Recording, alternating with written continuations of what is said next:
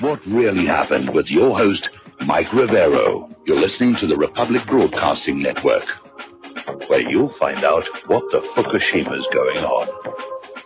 And aloha, America. Welcome to our show today. It is Monday, December 4th, 2017, getting into the start of a brand new week.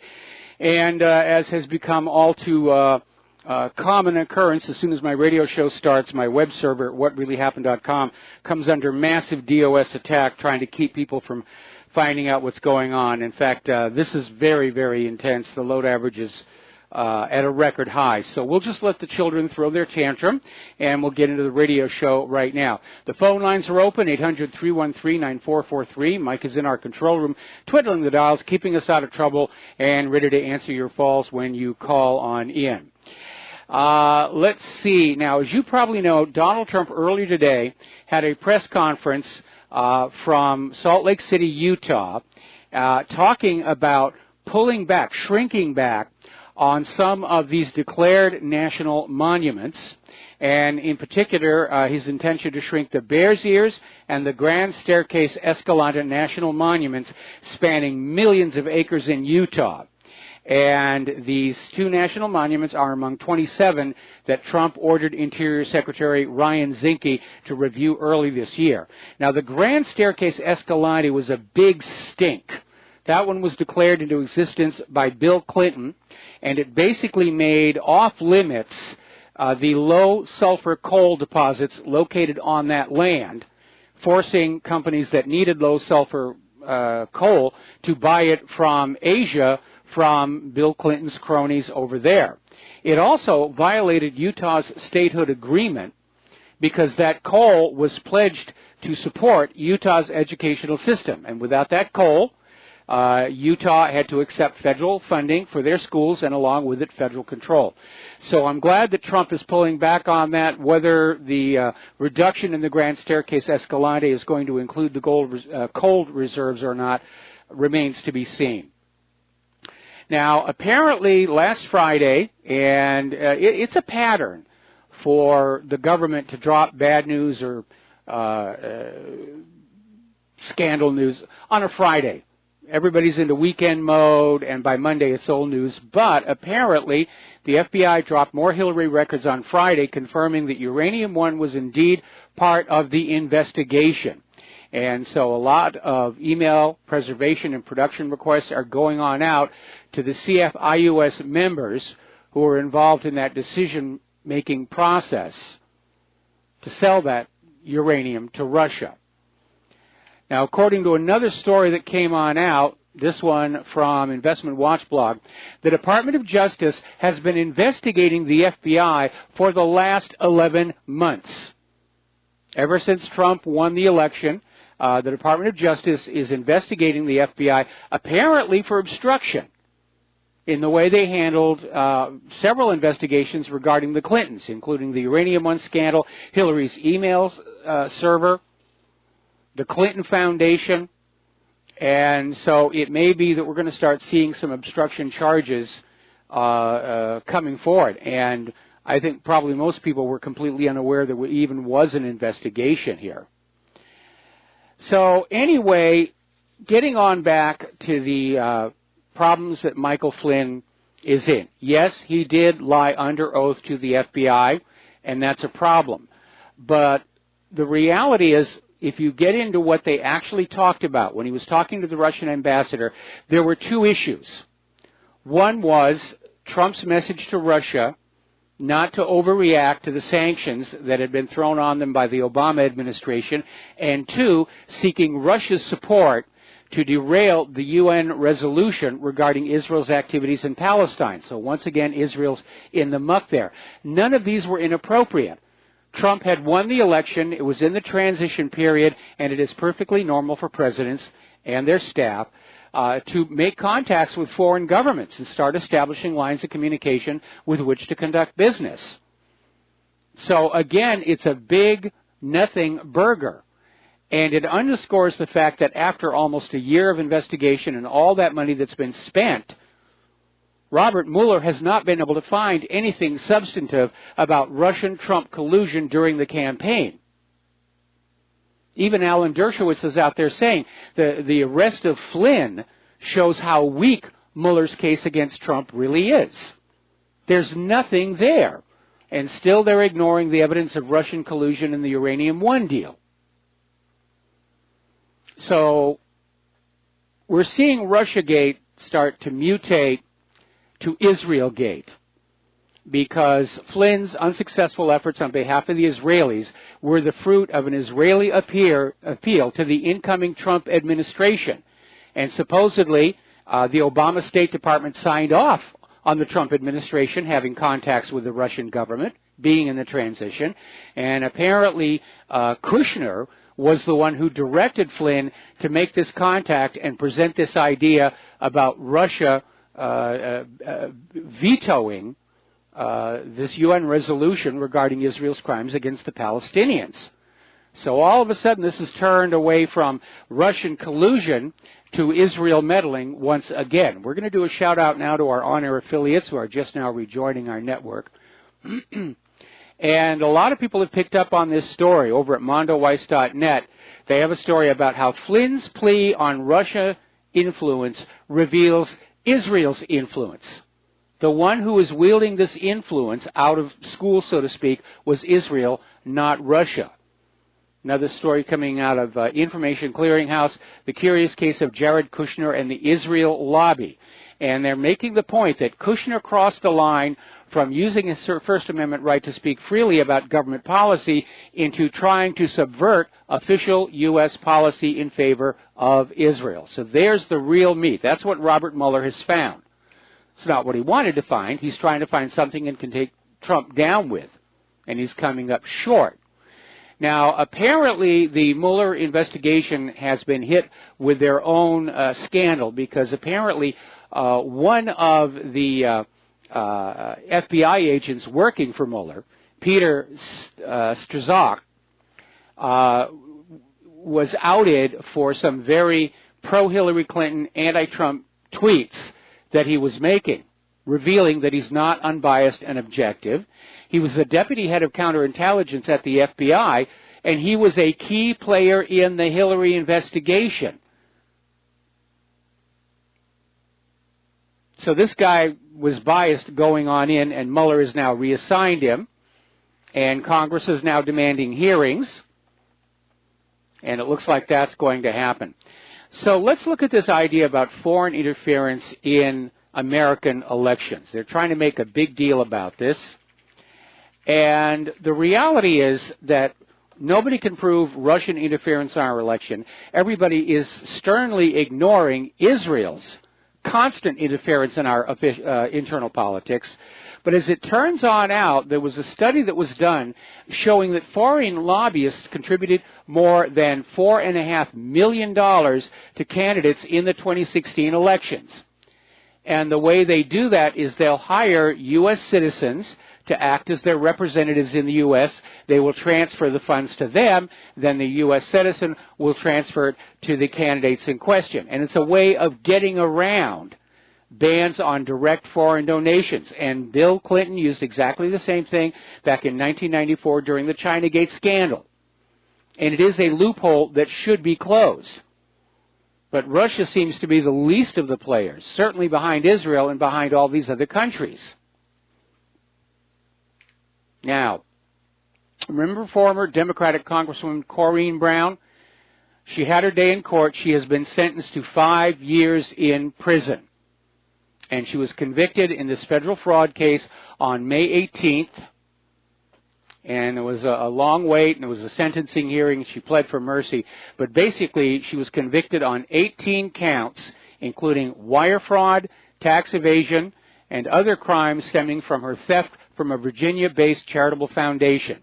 She was found guilty on 7 counts of wire fraud, 5 counts of mail fraud, 1 count of scheming to conceal material facts, 3 tax fraud charges, 1 count of obstructing IRS laws.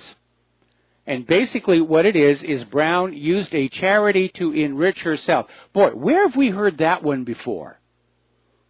I seem to recall one of the candidates in last year's election has a charity that doesn't actually do a lot of charitable work and has never had an audit. And I think maybe maybe it's time for that to actually happen. Now, over at ABC, everybody's turned on Brian Ross over that major mistake that he made, or this lie, which it may well have been, where he was reporting on Michael Flynn's guilty plea in lying to the FBI, and reported that the contacts with the Russian ambassador had taken place during the Trump campaign. And everybody lit up on that and said, oh, that's it. We've got Trump now. We've got him in a headlock. And, of course, it triggered like a 300-point drop on the Dow. And it turned out Ross was inaccurate. All of the contacts that have been documented took place during the transition, which is when such contacts are supposed to happen.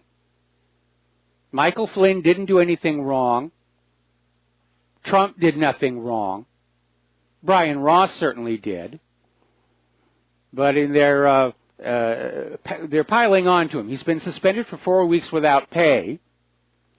And back in October 2001, Ross had another one of his notorious false news stories when he reported that an anthrax-laced letter sent to then Senate Majority Leader Tom Daschle's office contained traces of bentonite. Ross went on to report that, as far as is known, only one country, Iraq, has used bentonite to produce biological weapons. That turned out to be a complete lie and a fiction. And remember, the actual anthrax used in those letters was determined to have come from a U.S. government biological warfare laboratory. Now, getting on over to the obsession we are now having with sexual assault charges.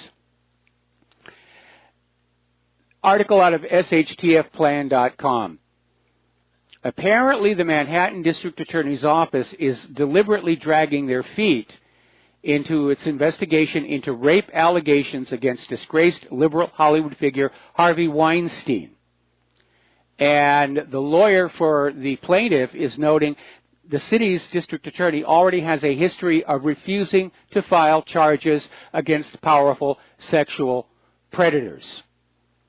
And apparently Weinstein's organization made a contribution to the district attorney's campaign. So given enough time, the corruption just spreads to every corner of our universe. Now, Donald Trump has quit waffling. He's hopped off the fence, and he's now given Roy Moore his full endorsement. And at this point, it's pretty much obvious that all of the sexual allegations brought forward in this case were, in fact, an orchestrated smear job. The stories have all fallen apart on examination. Other people have come forward to say, no, it didn't happen. In one case, one of the accusers has a long history of mental illness, drug abuse, and lying.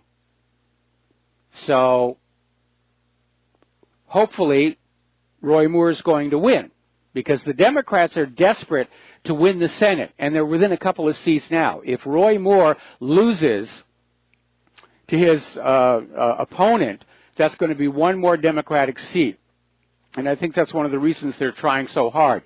Meanwhile, apparently, an organization partnered with George Soros finance groups and led by a radical leftist who's the half-brother of the infamous controversial Reverend Al Sharpton, have been diligent working over the last few weeks to register convicted felons across Alabama so that they will go out and vote against Roy Moore. And basically, the man spearheading the campaign has stated outright that the effort is meant to ensure a Democratic victory in Alabama. And the thousands of felons reported newly registered over the past few weeks were most likely not included in any recent polling on the Alabama Senate race put out by major firms. Well, we need to take a very, very close look at this, because in Alabama, people convicted of a felony lose their right to vote. The same is true in pretty much every other state in the Union. Now, some people convicted of a felony may apply to have their vote restored upon completion of their full sentence. Those convicted of certain felony offenses such as murder, rape, incest, sexual crimes against children, and treason are not eligible for reenfranchisement. So somebody better be taking a good look at those registrations, because the process to have your vote restored, it's a long amount of paperwork. It doesn't happen overnight. So it looks like the Democrats are still up to their vote rigging games yet again. Meanwhile, Maxine Waters is out there flapping her gums saying, we're going to find that Trump needs to be impeached.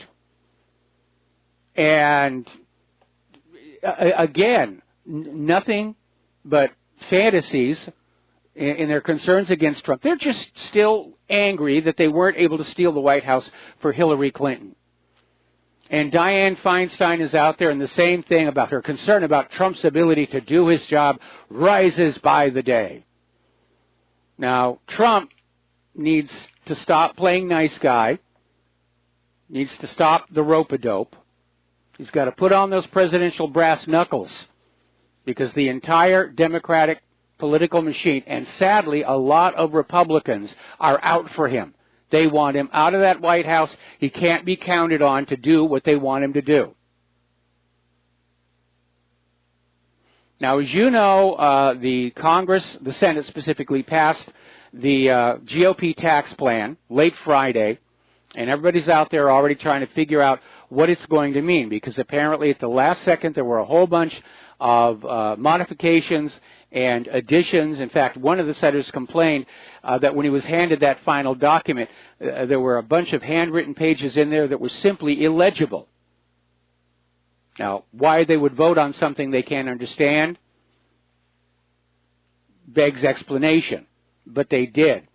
But then Iowa Senator Chuck Grassley decided to have a case of foot and mouth disease, and apparently in an interview with the Des Moines Register, he basically said the Congress wasn't interested in tax cut for working people because they just waste the money on booze or women. You know, that the rich people are investing and the rich people are good for the economy, and those working class people, you know, the more money you let them have, the more they'll just fritter it away. So we weren't concerned about tax cuts for them. It's all about the donor class. That's what Congress is looking at, the people who sign them their checks to loot the country for the benefit of the money junkies. Now, getting on over into the war zones, apparently the British government has suspended a foreign aid project after a BBC Panorama investigation found taxpayers' cash was being diverted to extremists in Syria. And officers from a British-backed police force in Syria have also been working with the courts carrying out these brutal sentences.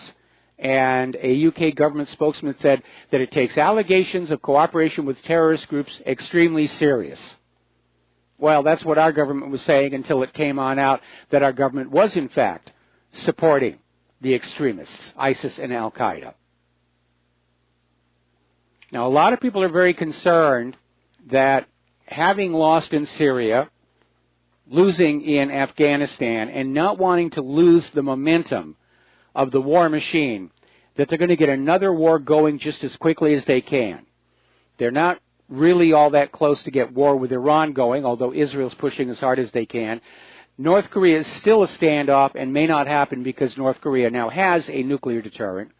So that what's now left on the menu? Lebanon. They're going to go into Lebanon. And already Israel's out there overflying their territory and firing on Syria from inside Lebanon. That's a violation of their airspace. But according to this article that we put up at whatreallyhappened.com, you know, they're asking, why is Washington staying in Syria when ISIS is supposedly gone? Will there be another attempt to overthrow Bashar al-Assad in the near future? Yes. And meanwhile, the growing rancor between Israel and Hezbollah will probably lead to a war there as well. Here a war, there a war, everywhere a war. We'll be back after these few words. Aloha, Miracle. Welcome back to our show. Get out your paper and pencil here, because if you'd like to be a supporter to Republic Broadcasting, the address to send a check, money order, box tops, what have you, is Republic Broadcasting Network, 2251 Double Creek Drive, number 302. and that's in Round Rock, Texas, 78664. The phone number, if you want to call in with a credit or debit card, is 800-724-2719, extension 03. And we really do need your help. RBN needs your help. WhatReallyHappened.com needs your help. Things are very, very tight. We're dealing with failing hardware, rising prices for various services on the net, and we may have to be in a position of having to pay for a faster channel on the new deregulated, non-neutral Internet. All right, getting on back to the war zones here. The Israelis carried out an attack near Damascus. They're claiming they killed 12 Iranians. And this is a very touchy situation because Netanyahu's been claiming that Iran has built military bases all over Syria, even though his Minister of Defense, Avigdor Lieberman, is saying, no, they've just got some trainers there is all. So on Friday, Israel attacked this site south of Damascus, and the strike was reported early in the Israeli press, but subsequently the reports were removed from all the media outlets. And it appears that there may have been another case of fake news, and the blame for this one goes to the BBC, because the base that was attacked by Israel, and they flew over Lebanon to fire missiles into Syria so that Syria would not dare shoot back. But the base they hit appears to be the same one featured in a November BBC report, which showed satellite images detailing the purported construction and renovation of a, quote, Iranian military base, end quote, near El Kiswa, which is 8 miles south of Damascus. Now, the BBC report was dubiously sourced to a Western intelligence source, and of course Israel used it to ratchet up the Iran is in Syria, but the BBC report itself was very vague and hesitant. They didn't say it was confirmed. They were very ambiguous, saying the satellite images seemed to show construction activity at the site. Well, yeah, but the satellite doesn't show who's doing the building. And basically there was a series of 24 large low-rise buildings which could be used for housing soldiers and vehicles. And they just went with this idea that this was Iran, and they had a complete lack of evidence for such a claim. And so BBC makes a claim that some new military construction is owned by Iran in Syria, and Israel goes ahead and bombs it. All right, we're going to take a phone call. Ron in Missouri, aloha. Welcome to the show. What's on your mind? Mike, you still there? Yeah, I'm here. You're on the air. Okay. I was wondering if you might know of any website that might give a detailed outlay of what countries we are involved in armed conflict or so-called advisors. I don't know one, but that would be a really good idea to find. I think probably that sort of thing right now, certainly within the government, is being discouraged because most Americans don't know how many countries the U.S. is messing around with right now. When that ambush in Niger took place, it came as a shock to most people. In fact, I would say probably none of us really know just how many countries the U.S. is messing around with. Certainly, they're into a lot of the African nations now. So no idea where to turn, huh? You know something? That's something I'll research after the show today. That'd be great, Mike. I appreciate it. All right. Thanks an awful lot. Now then, over in Yemen, there's been quite a bit of turmoil over the last few days, and apparently former President Ali Abdullah Saleh has been killed fighting with his former allies. Now, up until this week, Mr. Saleh had been fighting alongside the Houthis in a war against Yemen's current president, Hadi. And Saleh, you need to remember, was the Yemeni president who was removed in the last so-called successful U.S. intervention back in 2012. And only yesterday we were getting these reports saying that Saleh was back, he was going to resume the presidency, and the Saudis had basically quit. They were going to give up. But now there's been this assassination, and Saudi Arabia has uncorked a massive air attack on Yemen's capital city. So it's escalating, and again, it's another horrific war in a world at war. And it does seem like it's time for us to just start saying, yeah, we're a world at war. All initiated by the U.S. government or the U.S. government's partners and proxies. But there are bloody battles waged on the streets of Yemen's capital as alliances appear to be shifting dramatically. And as if they didn't have enough problems along with the cholera, now there's a diphtheria outbreak racing across Yemen. So we're going to take a break for some commercials. We'll be back after these words from our sponsors. And aloha America, welcome back to our show here. Now, Hamas is threatening a new intifada over reported plans that the U.S. will move their embassy to Jerusalem, which is tantamount to recognizing Jerusalem as the capital of Israel. Now, the capital of Israel currently is Tel Aviv, but Israel has for many years, many decades, coveted the entire city of Jerusalem, even though under the original United Nations partition plan, there's a Jewish quarter and an Orthodox quarter and a Muslim quarter and a Christian quarter. And lately, of course, Israel has been trying to encircle the city, going into East Jerusalem and displacing the Palestinians who live there. And certainly Netanyahu's been lobbying for the U.S. to acknowledge Jerusalem as the capital of Israel to solidify their position. So Hamas is up there. They're very upset about it. They're not the only ones. Even the Arab League is saying this is a bad idea. This will definitely fan up tensions in the region. Jordan and Egypt have also warned the United States against recognizing Jerusalem as Israel's capital. And he was supposed to make an announcement today. So far, it has not happened. What we're hearing, though, from Kushner is that Trump is still looking at a lot of facts.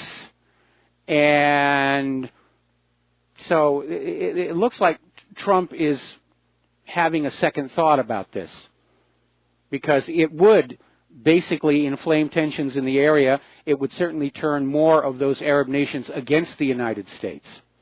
Meanwhile, Jared Kushner over at the Saban Forum is saying what Israel really needs to do is they need to come to a peace deal with the Palestinians, because there's a risk Palestine might form an alliance with the other Arab states. And this is really the crux of the problem. Ever since Israel was created by carving off part of Palestine, Israel was out there saying, we demand you recognize our right to exist, but we don't recognize Palestine's right to exist. In fact, for the longest time, Israel's official position was there never really was a Palestine. It was just made up by the anti-Semites to plague the new nation of Israel. Golda Meir called Palestine a land without a people for a people without a land, which is nonsense, because there was a thriving culture in that region of the world going all the way back to biblical times. And we put together a page on our website that shows all these maps from the Renaissance, the Middle Ages, all the way back to some of the earliest navigation charts in the area, and they all indicate the presence of a Palestine. So Kushner's idea is that if Israel doesn't tone down, if they don't come to a peace agreement with Palestine, if they keep on going with this double standard of you have to recognize our right to exist, but we won't recognize your right to exist, it is going to blow up the region. And that's all that Israel would have to do to calm everything down, is simply give to Palestine that which it demands for itself, recognition of a right to exist. And all the turmoil and bloodshed and war and horror that we have seen since the foundation of Israel just comes from this one little hypocrisy. The other Arab nations in the region have made it very clear. They'll recognize Israel's right to exist once Israel recognizes Palestine's right to exist. And it sounds like a reasonable course of action, but not in the eyes of the government of Israel. Meanwhile, Netanyahu, possibly to divert more attention from his corruption problems, is on the warpath against Iran. And apparently he's gone on another fiery tirade against Iran, comparing Iran with Hitler's Germany, saying that they both shared the goal to exterminate all Jews. And by the way, Israel's been saying that about Iran for 30 years, along with the claim that they're merely weeks away from having a nuclear weapon. And so Netanyahu is ratcheting up his rhetoric, saying that Iran, they're the new Nazis, they want to kill all the Jews. There's only one small problem with all of that, and that is the fact that there is a large population of Jews that live in Iran. They're quite comfortable there. Some of them are even in the government. One of the world's oldest continually operating synagogues is in Iran. Now, some years ago, Israel made an offer to the Iranian Jews to emigrate to Israel for a financial inducement. And the Iranian Jews said, no, all of our friends are here, our families here, our businesses are here. We'd be silly to leave.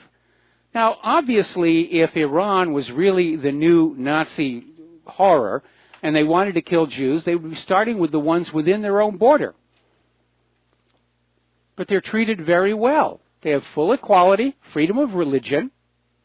They don't want to leave there. Meanwhile, ramping up that rhetoric, Pompeo has now sent a letter to Iran warning against attacking U.S. and allied forces, which I don't think Iran is going to do unless those forces are attacking Iran. And then, of course, all bets are off. Now, Israel, along with that law that they just passed to protect Bibi Netanyahu from prosecution for his corruption, they've passed a new one, or they're discussing a draft bill, and it probably will pass, that will allow Israel's army to sue anyone who offends its soldiers by revealing army violations against the Palestinians.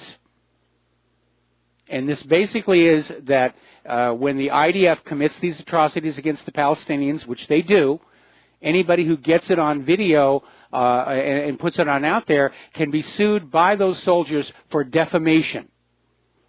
And defamation is a word that Israel and its supporters love. There's the Anti-Defamation League, and the thinking is it doesn't matter if we're doing bad things, you just are not allowed to talk about them. That's what this law means. Now, getting on over into Korea. Actually, before we do that, let's take some phone calls here. We've got John in Phoenix. Aloha, John. Welcome to the show. What's on your mind today? Hey, I'm going to switch topic a little bit. I just got a question, real question. I'll listen to your response, and then you can let me get. I can let you get to the next caller.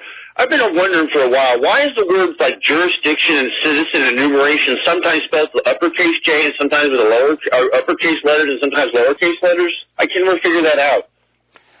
Well, I think if you look at the Constitution's original written documents, you will notice that there are occasionally spelling and punctuation and grammar errors. In particular, the Second Amendment, there's an extra comma in there that doesn't need to be there, but this was in the days before word processors and automatic spelling check, and so I think that may be a simple explanation. I mean, it just seemed bizarre to me because it's just those three words, and it's just those three words that they do it with. I don't know, or I think it's just those three words they do it with. So that's all I wanted to know. You have a good day. Thanks for your time. All right, thanks an awful lot. We're going to switch over to Steve in Florida. Aloha, Steve. Welcome to the show. What's on your mind?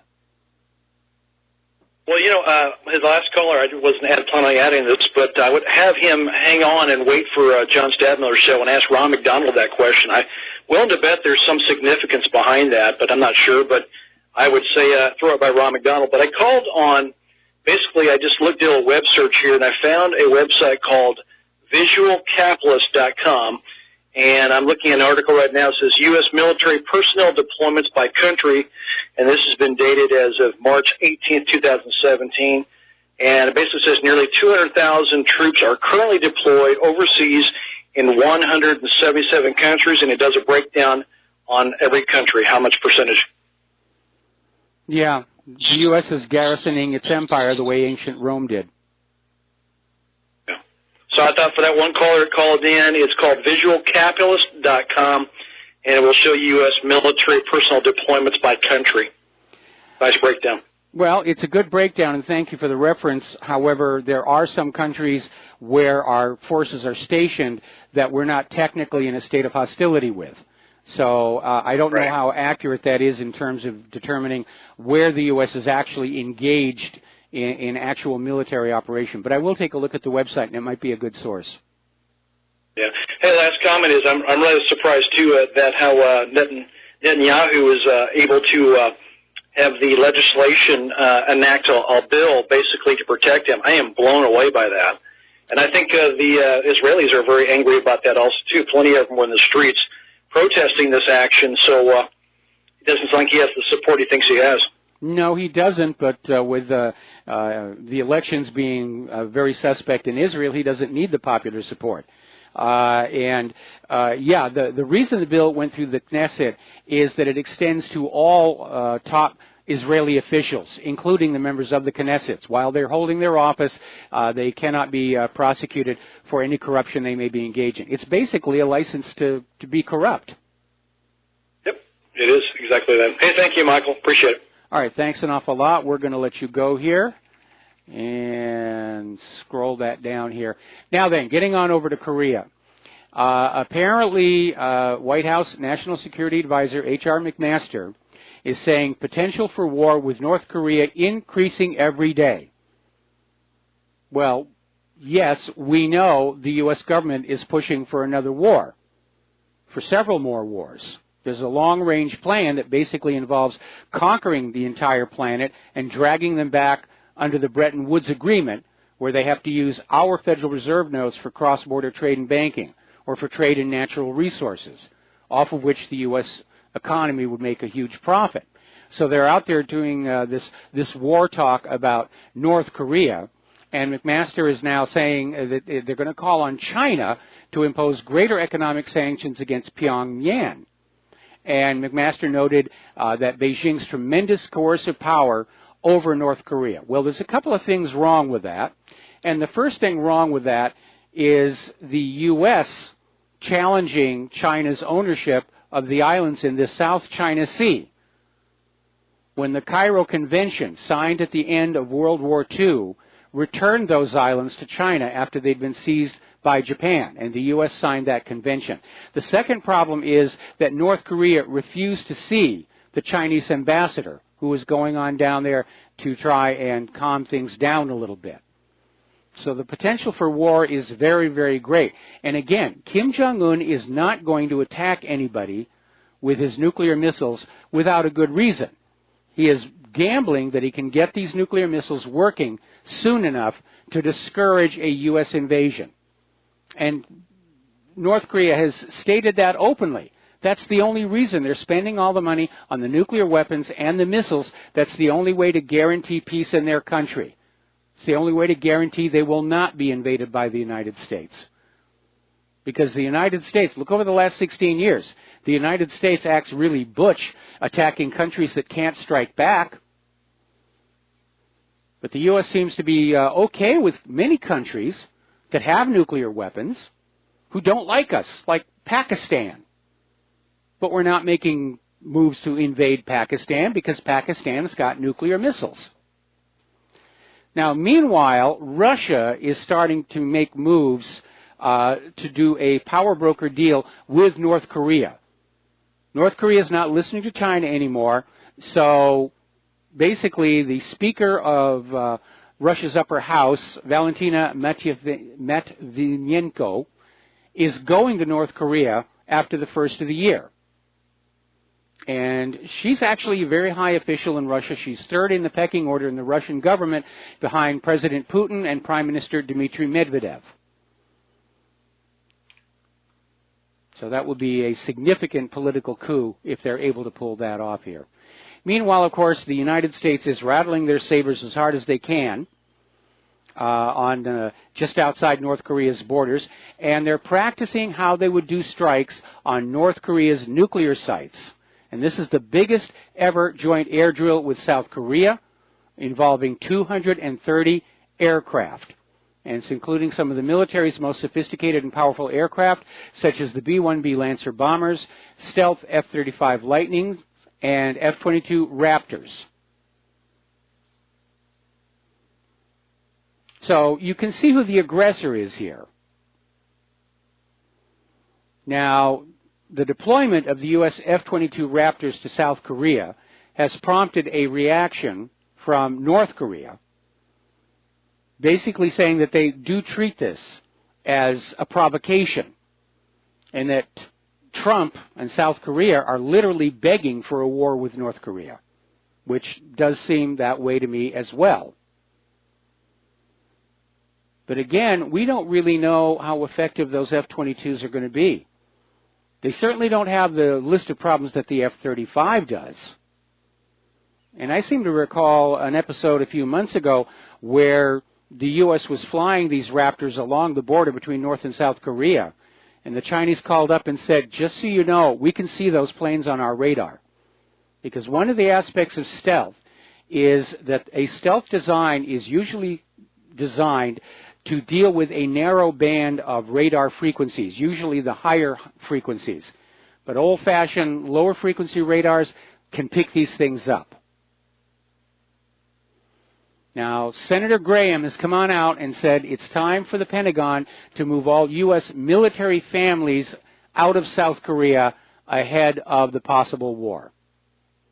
So they're definitely moving on. I would not be surprised to see it happen before the end of the year, before the end of the month. Now, as you know, down in Argentina, they've had that tragedy with their submarine, and Russia has provided a remote-controlled underwater vehicle called the Panther Plus. And if you've seen the movie Titanic or a bunch of other oceanographic shows, you know that the Russians really do have a tremendous capability in deep underwater archaeology and research. And they've started to dive on targets. The first one they found turned out not to be a part of the submarine. But they're operating at depths of 700, 800, and 900 meters. At this point, though, it sounds like there was a fire, an implosion, and the crew are all dead. So, like I've said before, I have a lot of respect for anybody who serves in a submarine, and you would never get me on one of those in a real combat situation. I've been down on the tourist submarines out here in Waikiki, and they're very, very cool. Now, over in Honduras, there are violent protests sweeping the country over alleged election fraud. Because, and even though authorities agreed to a partial recount, the population is convinced that opposition candidate Salvador Nasrallah actually won the election. But at the last second, late at night, the current president, Juan Orlando Hernandez, had a sudden come-from-behind victory, and nobody trusts it. Here's the irony. Apparently 50 U.S. rights groups have joined the call to urge the U.S. to press Honduras for electoral transparency. This in the country that had a crooked election last year that nobody still wants to talk about. So we're going to take a short break here for commercials, and we'll be back after these few words. Aloha, America. Welcome back to the show here, and it looks like the problems with the F-22 Raptors in South Korea have already started. It's being reported on Sputnik News that one of the F-22s suffered an embarrassing performance failure. It was able to get back to the airfield, but once it was on the ground, it had to be towed off the runway. So they obviously lost engine issues there. Okay, let's take a few phone calls. Peter in Los Angeles, aloha. Welcome to the show. What's on your mind? Hey, Mike, I just wanted to flesh out a little bit what you were talking about earlier with the Iranian Jews and so on.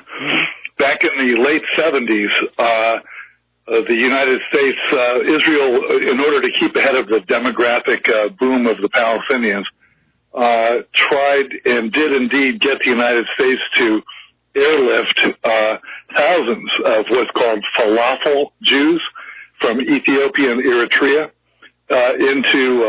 into Israel. They offered them, of course, free immigration, and of course, Ethiopia and Eritrea in the 70s were in a horrible famine and so on. Since then, by the way, they have been discovered, the Israeli government has been discriminated against them big time, trying to now deport them, some of them being used unwittingly without giving their approval in medical sterilization projects and all that. one of the things that maybe you've also, I don't know if you went into or not, but when they talked about trying to lure the Iranian Jews into immigrating to Israel, it was done with the lure of checks, obviously coming from the United States, to lure them into doing it, and they still wouldn't immigrate. Yes. So there's that. But have you covered the Jared Kushner or Michael Flynn thing? We did a little earlier in the show. We may not have caught all of the aspects. Have you got something we missed?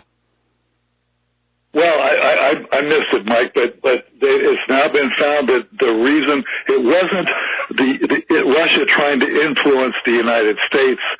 It was the United States trying to trying on behalf of Kushner, by the way, yes. who's a Zionist, and gave money to the really rabid, horrible settlers and so on illegally. But at any rate, and didn't disclose that he was giving that money. But at any rate, Kushner prodded Flynn into contacting the Russians in order to get their approval or get their acquiescence into killing a UN resolution against Israel. Yeah, we did cover that. We did cover that. Yeah. So at the end, it wasn't us trying to influence Russia or Russia trying to influence us. It was us influencing Russia on behalf of the people who really control us, and that's the Israelis. Yes, absolutely. Well, there was another item on the agenda when Mike Flynn talked to the ambassador, and that was a message from Trump to not overreact to the latest sanctions against the Russian economy, to give Trump a chance to sort of get in and get things toned down, which unfortunately, sadly, has not happened. Anyway, Peter, we're going to have to take another break here for station identification. Thank you very much for the phone call.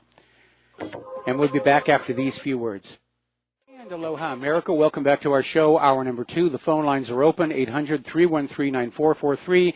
And we're going to go back to the phones here and talk to Terry in Oregon. Aloha, Terry. Welcome to the show. What's on your mind today?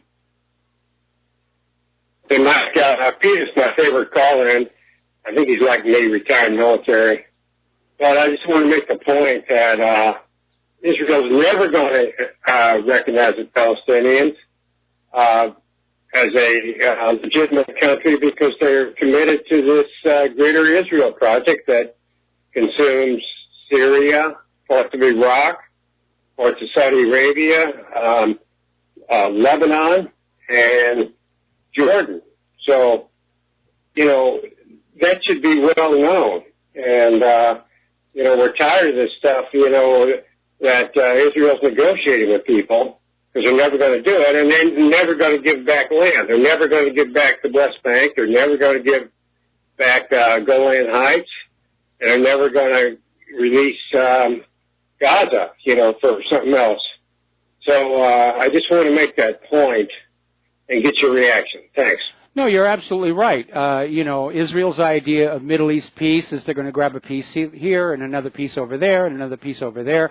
And we know that Israel's ultimate agenda is to have a land, Israel as it's described in the Bible, the land between the Euphrates and the Nile.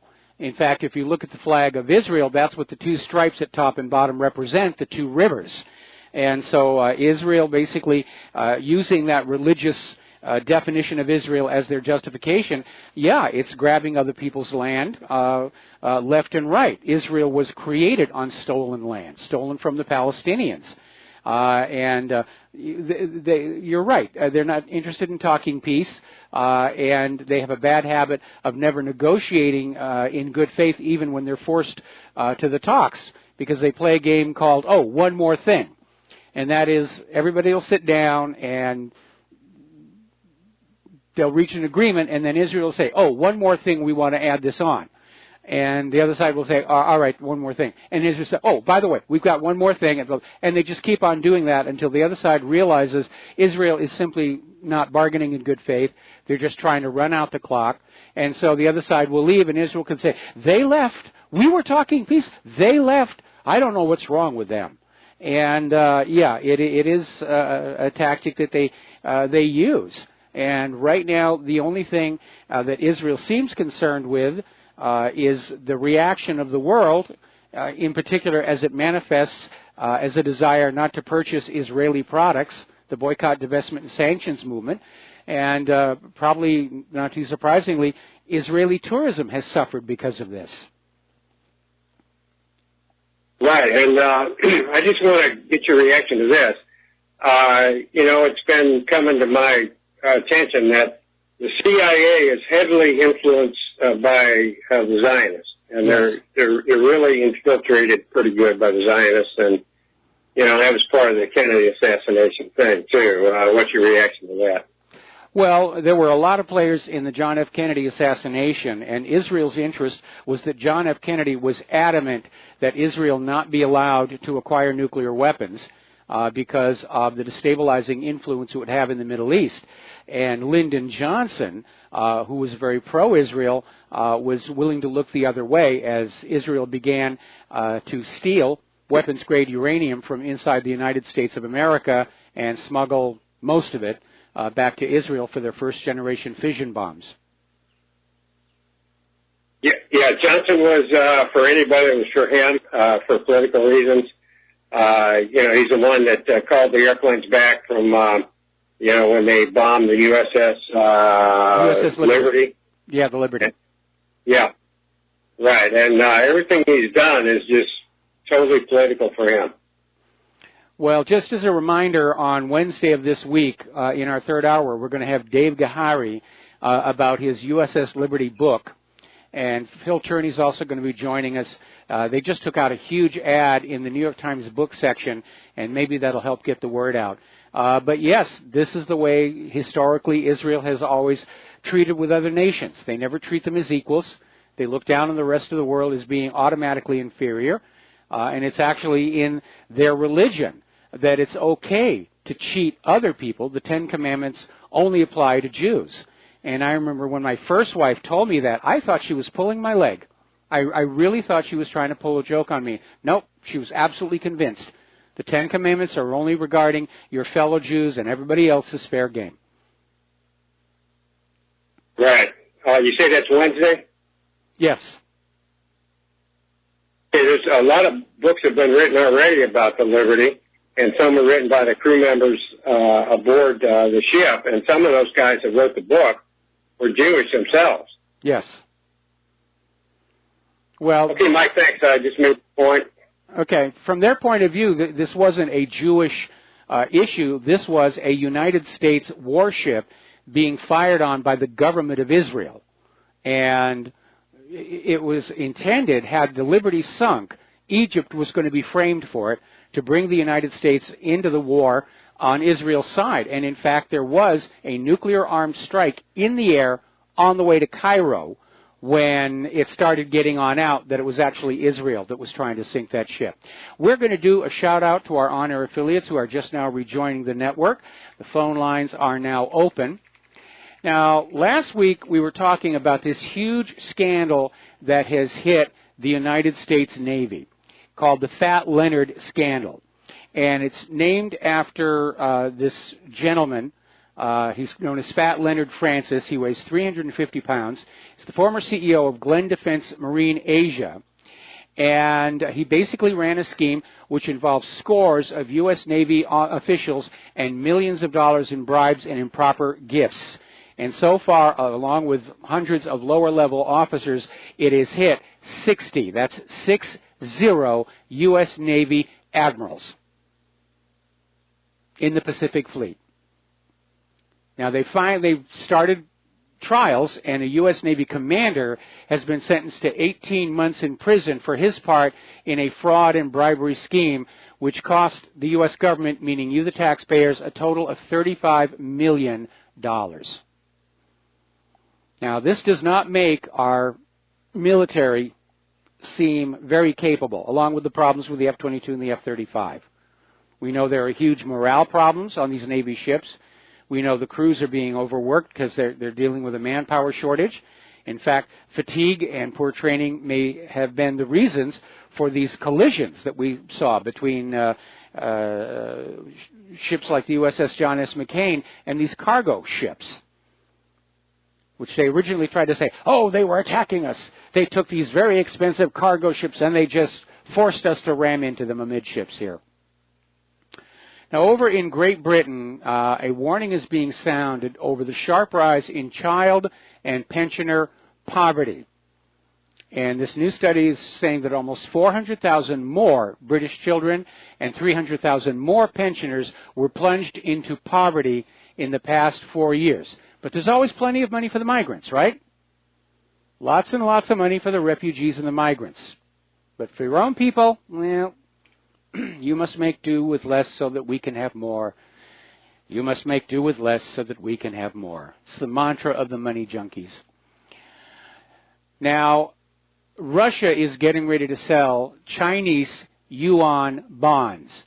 It's another symptom that the U.S. dollar is in decline. The American empire is in decline. The parallels between the United States and ancient Rome are very obvious. Out of control debt, too much cost of war, amazing corruption. Same thing with the Soviet Union. Corruption, too much debt, too much spending on the military is what brought the Soviet Union down. Now, Venezuela is getting ready to introduce an oil-backed cryptocurrency. This is going to be a cryptocurrency based on Venezuela's undeveloped oil assets. And they're calling it the Petro. And it's backed by their oil reserves to try and shore up the collapsed economy. And it might work if it's given a chance. But remember, everybody who starts coming on out with a currency other than the U.S. dollar or tries to use a currency other than the U.S. dollar gets into trouble. In 2002, Saddam Hussein got permission from the United Nations to sell Iraq's oil for the euro. 1 year later, screaming weapons of mass destruction, the U.S. went on in, killed Saddam Hussein, and Iraq's oil is back on the world market, but only for the U.S. dollar. Then you had Muammar Gaddafi, who tore down the private central bank in Libya, set up a state central bank. Then he introduced a value-based currency, the gold dinar, which was instantly attractive to all the other African nations. And then Gaddafi announced that Libya's oil would be for sale only for the gold dinar. So go on in, stage what looks like a popular uprising, kill Gaddafi, reimpose a private central bank on the people of Libya. Nobody knows where the gold for the gold dinar actually went. That's the pattern. And so Maduro may have just guaranteed his coming demise by daring to come up with a currency other than the U.S. dollar. Now, do you remember journalist Daphne Caruana Galicia? This was the journalist who exposed the Panama Papers corruption scandal, which has been tremendously embarrassing to a lot of the world's elite who were using this law outfit in Panama to hide their wealth and duck their taxes. And Daphne was killed when her car was blown up in what was obviously a targeted assassination. And apparently 10 people have now been arrested for that assassination. All of those arrested are Maltese nationals, and most have a criminal record.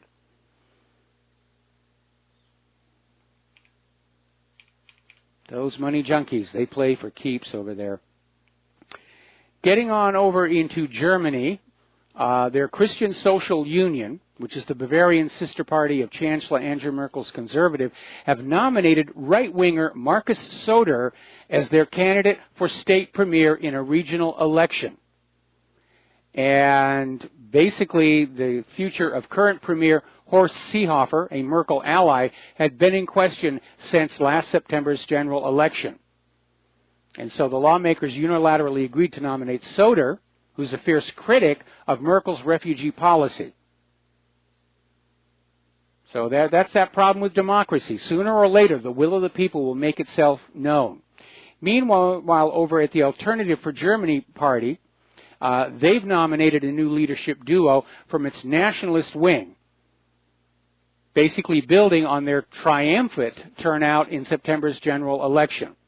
And again, these are people who are sharply critical of the open borders policy.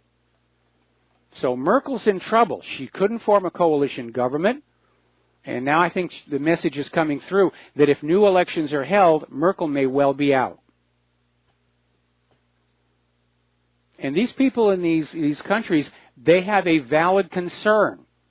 Because according to this article out of Zero Hedge, the European Union summit held in Abidjan, Côte d'Ivoire, the Coast of Ivory, on November 29th and 30th has ended in failure after the 55 African and 28 European leaders were unable to agree on basic measures to prevent potentially tens of millions of African migrants from flooding into Europe.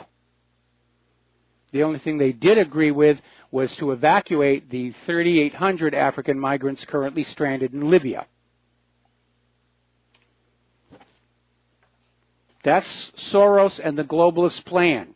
Flood everybody into each other's countries, erase their cultural uniqueness under the guise of diversity.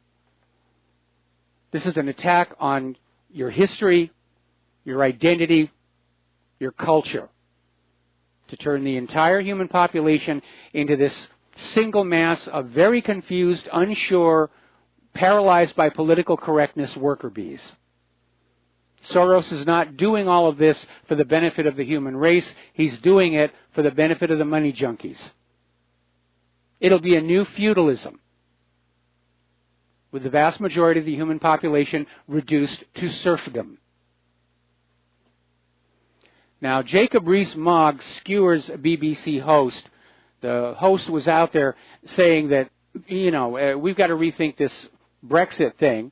And Jacob said that Britain must leave the EU completely no later than 2019. So that is heating up. And a lot of people are saying, we've made the decision. Why aren't we going? Well, Tony Blair is out there already campaigning, saying it's absolutely necessary that Brexit doesn't happen. And he wants a second referendum on withdrawal from the European Union, because apparently the attempt to steal that election failed the last time. And, if at first you don't succeed in stealing an election, try again. So Phony Tony is out there trying to reverse Brexit. And remember, the reason he's got the name Phony Tony, he was the guy who came out with that dodgy dossier during the war with Iraq that was actually plagiarized from a 12-year-old student thesis paper and was woefully out of date and inaccurate. But I think all these supporters of the New World Order, they're supporting it for financial inducements, but I think most of them are also dreaming of the day when their own rear end might get a chance to sit on the golden throne of planet Earth. And Tony certainly has the ego to be seeing himself in that role. Now, apparently, Theresa May's concessions to the EU in the current Brexit negotiations have triggered a Tory backlash. And what's coming out of Parliament is this idea, we have already given them way too much, stuff that was never in the original EU compact. There's nothing in the article about leaving the EU that says you have to have a divorce payment anyway. And of course, we know why the EU wants the divorce payment. Without the money they siphon out of Great Britain, many of those other member states in the EU are going to be in serious trouble. And Germany is not going to want to carry that load all by themselves. So they're trying to hold together the EU, keep Britain in there, because all these countries wanting to go back to being sovereign, independent nations, that's the wrong direction to the globalists. Catalonia wants to break on off. Germany's already, some German people are already talking about getting out of the EU. Britain is on its way out of the EU. France and Italy have been talking about it. It's all breaking up here. Now, as you know, last week we had this verdict come down in the Kate Steinle case, where she was shot and killed by an illegal immigrant with an illegally owned firearm on Pier 14 in San Francisco at a distance of 78 feet. The illegal immigrant claims he was shooting at something else, and the ricochet killed this woman. And by some amazing machinations, he was acquitted on first-degree murder, second-degree murder, and manslaughter.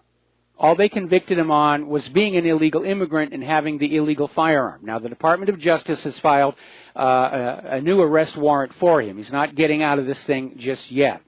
But it's amazing. Over at the Washington Compost, they actually had an editorial that said, if you're upset about the Kate Steinle verdict, then you're a white nationalist. The only reason you're upset about this illegal immigrant not being charged with murder is you're a racist. I think the reverse is true. I think political pressure was brought to that judge and that court so that this murder issue wouldn't be a factor in the continued discussion about sanctuary states and sanctuary cities. Because this guy had already been deported 6 times, and he kept coming back on over, heading for those sanctuary cities, and Kate is now dead because of it. Now, a Republican congressman just introduced a bill today that will threaten huge fines and prison time for elected officials accused of sheltering illegal immigrant chemicals from deportation.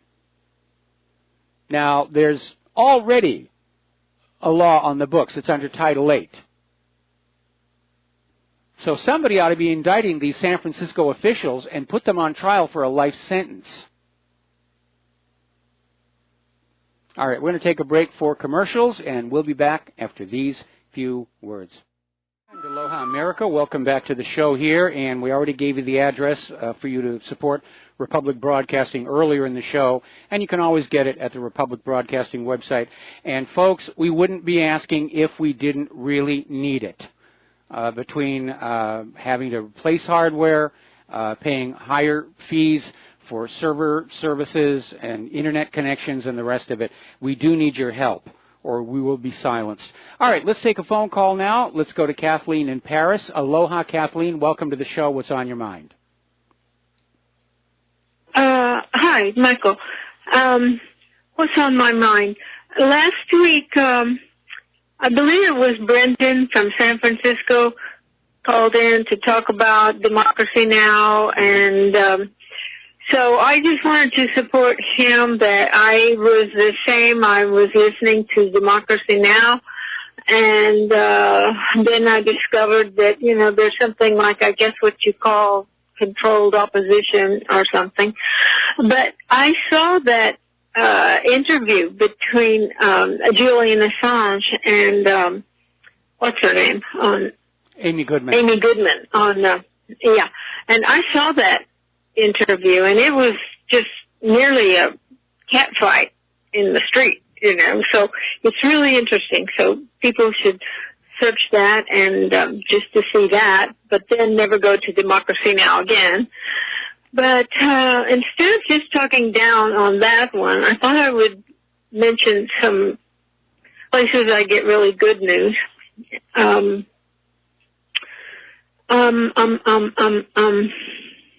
Corbett Report. Yes. Most people know about James Corbett. Yep.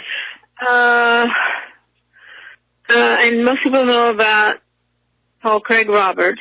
Yes. But maybe Larkin Rose is a good one to learn about volunteerism. Larkin Rose. Also, Jeff Berwick on the Dollar Vigilante. Mm-hmm. He knows a lot about Bitcoin, too, if you want to learn more about that, which it's way too complicated for me, but you do get some good information from him. Jeff Berwick, the Dollar Vigilante. And he has another site that he puts up in different places, YouTube, but maybe other places now because, what's the one? Steemit. And it's called the Anarchast. Okay. Because, you know, a play on broadcast and anarchy. Yes. And he asks all the guests on his show, he says, when did you become an anarchist? And it's quite interesting. Also, Newsbud. Sadly, Newsbud is great. It's just some of it's behind a paywall. Yes. Yep. Well, we're trying to avoid doing that here at Republic and at What Really Happened. Anyway, Kathleen, thank you for the list of the sites here. I'm going to let you go. we got more news to get to and little time to get to it. So thank you very much for the phone call. Now then, this problem of immigrants basically exploiting the revolving door on our border is illustrated by this individual who shot that woman in San Francisco. He'd been back and forth 6 times.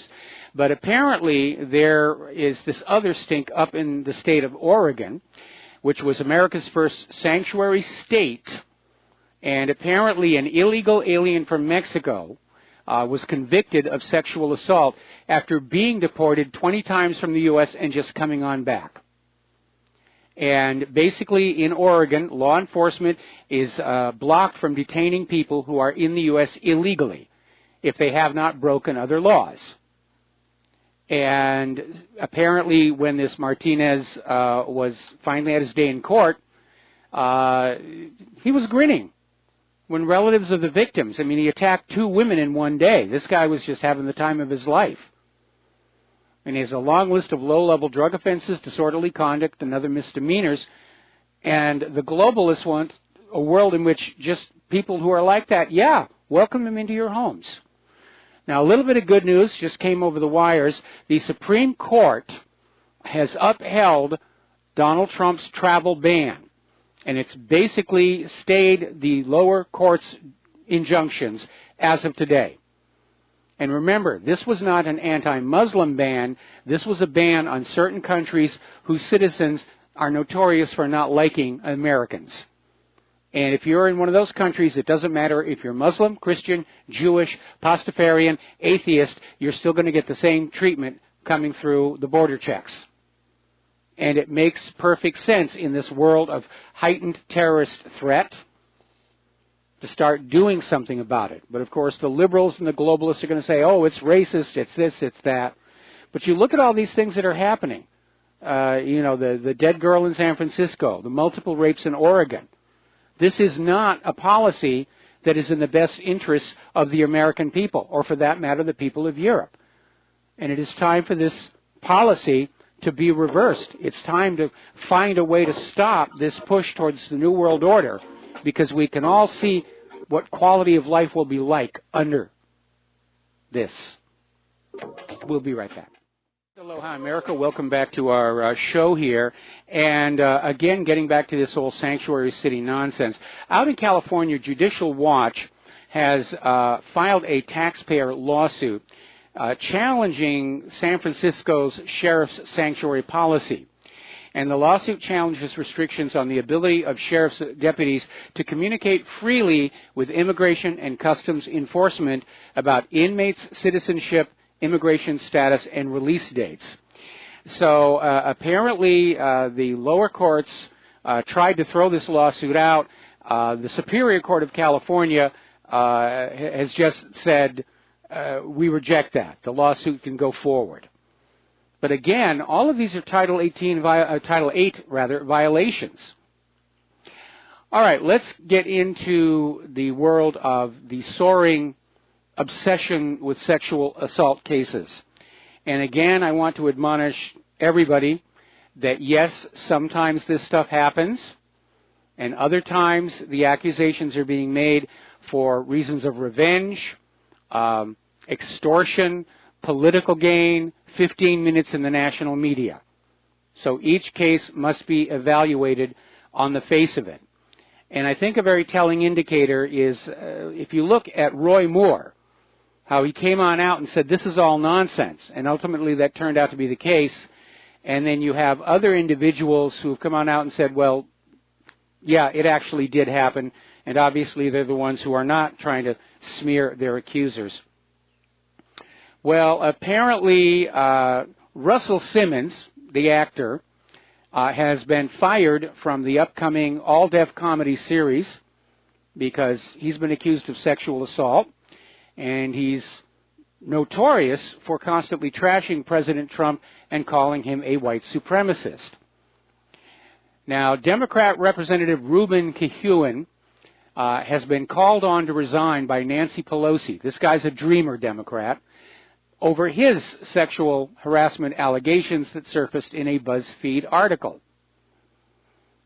and it's hitting anywhere. For you classical music fans, you opera fans especially, the Metropolitan Opera has suspended its peerless former music director James Levine in the wake of on-the-record allegations of sexual misconduct reported in the New York Times.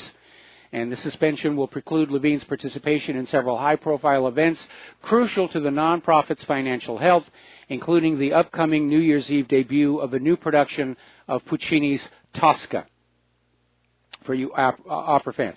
And, of course, we all know about Harvey Weinstein and all these other people who are being accused of sexual assault and everything. So you would think that maybe the industry and the media would want to tone this down and not fan the flames any higher. But, oh, it is not to be, because Hollywood just released a movie, Call Me By Your Name, which is a movie about a pedophile relationship, an adult man's sexual relationship with an underage boy, and it's just been selected as the best picture by the Los Angeles Film Critics Association. I guess they're trying to put the wood back in Hollywood. But that has to rank as one of the most ill-advised decisions. And having been in the industry, I know that politics plays a lot in this. And I'm sure there was a tremendous amount of pressure to name this picture Best Picture to try and legitimize this kind of behavior, to convince people it's not that big a deal when their elected officials are caught doing it, as seems to be more and more likely to come on out. Or they're trying to make it acceptable behavior. And to be fair and honest, in other cultures and other times, these kind of relationships were acceptable. But they're not here. And this is a movie I certainly will have no interest in seeing whatsoever. Not at all. Now, getting into the worlds of computers and computer secrecy, it turns out that the NSA has been helping to convict defendants in U.S. courts. This was a classified document that came on out. And apparently the NSA got around the rules requiring such evidence and its sources to be made available to the defense by simply sharing the information with prosecutors who would then go on out and develop a parallel case of proof, with the NSA telling them, this is where you look and you'll find what you're looking for. And so the individual in this particular case, Kurbanov, has been sentenced to 25 years in prison, after which he'll be deported to Uzbekistan. And he's an apparent success story for U.S. counterterrorism officials. And this is a bad guy. There's no question about it. Meanwhile, BRICS, along with their own electronic funds transfer system, along with their own gold brokerage, they're now talking about creating their own internet, specifically so that it's not under the surveillance of the NSA and the CIA. See, when the internet was originally set up as the ARPANET, all communications were peer-to-peer. There was no central clearing facility. There was no central switcher, because that would be a point of vulnerability in the event of a war. And that's what made the internet able to suffer damage and shutdowns. But more and more these days, we've been seeing how the internet is being transformed, where everybody is going through central servers, cloud servers in particular. Skype went through that. Skype was originally peer-to-peer, and it worked great. Now they've moved to the cloud, and on top of the Skype desktop application being a huge CPU hog, the quality of service has definitely declined. Now, anybody can set up an internet. All it takes is the will to do it, and go back to the way it was in the early days of the internet. Because the problem with these central servers is they become targets. When you have all the data in one place, that becomes hugely attractive to cyber criminals or foreign agents for foreign governments. Now then, a few years ago, there was a huge lawsuit against Lenovo, and they settled for $3.5 million for pre-installing adware on laptops without the user's consent. I remember when that was the norm. You'd get a computer and it would just be full of all of this stuff. It would take you 2-3 days to just pry it all out there. And apparently Hewlett-Packard may now be in a similar legal position because according to numerous reports gathered by Computer World, Hewlett-Packard is deploying spyware on PCs without the user's consent. And apparently they're using a telemetry client, which is uploaded by the Connected User Experience and Telemetry Component, to spy on customers' computers without asking their permission. And apparently the software is called the HP Touchpoint Analytics Service. And consumers are noticing because the thing is a CPU hog. And it's slowing down the computers. Maybe that's why the sudden jump in CPU load on the desktop Skype. Maybe it's sending information someplace. So I'm glad we're not using that anymore. Now down, let's see, in other news, Planned Parenthood is it? Oh, actually, we're going to take a phone call. Let's go to the phones. Curtis in Nevada. Aloha, Curtis. Welcome to the show. What's on your mind? Curtis, are you there? Yeah. Can you hear me?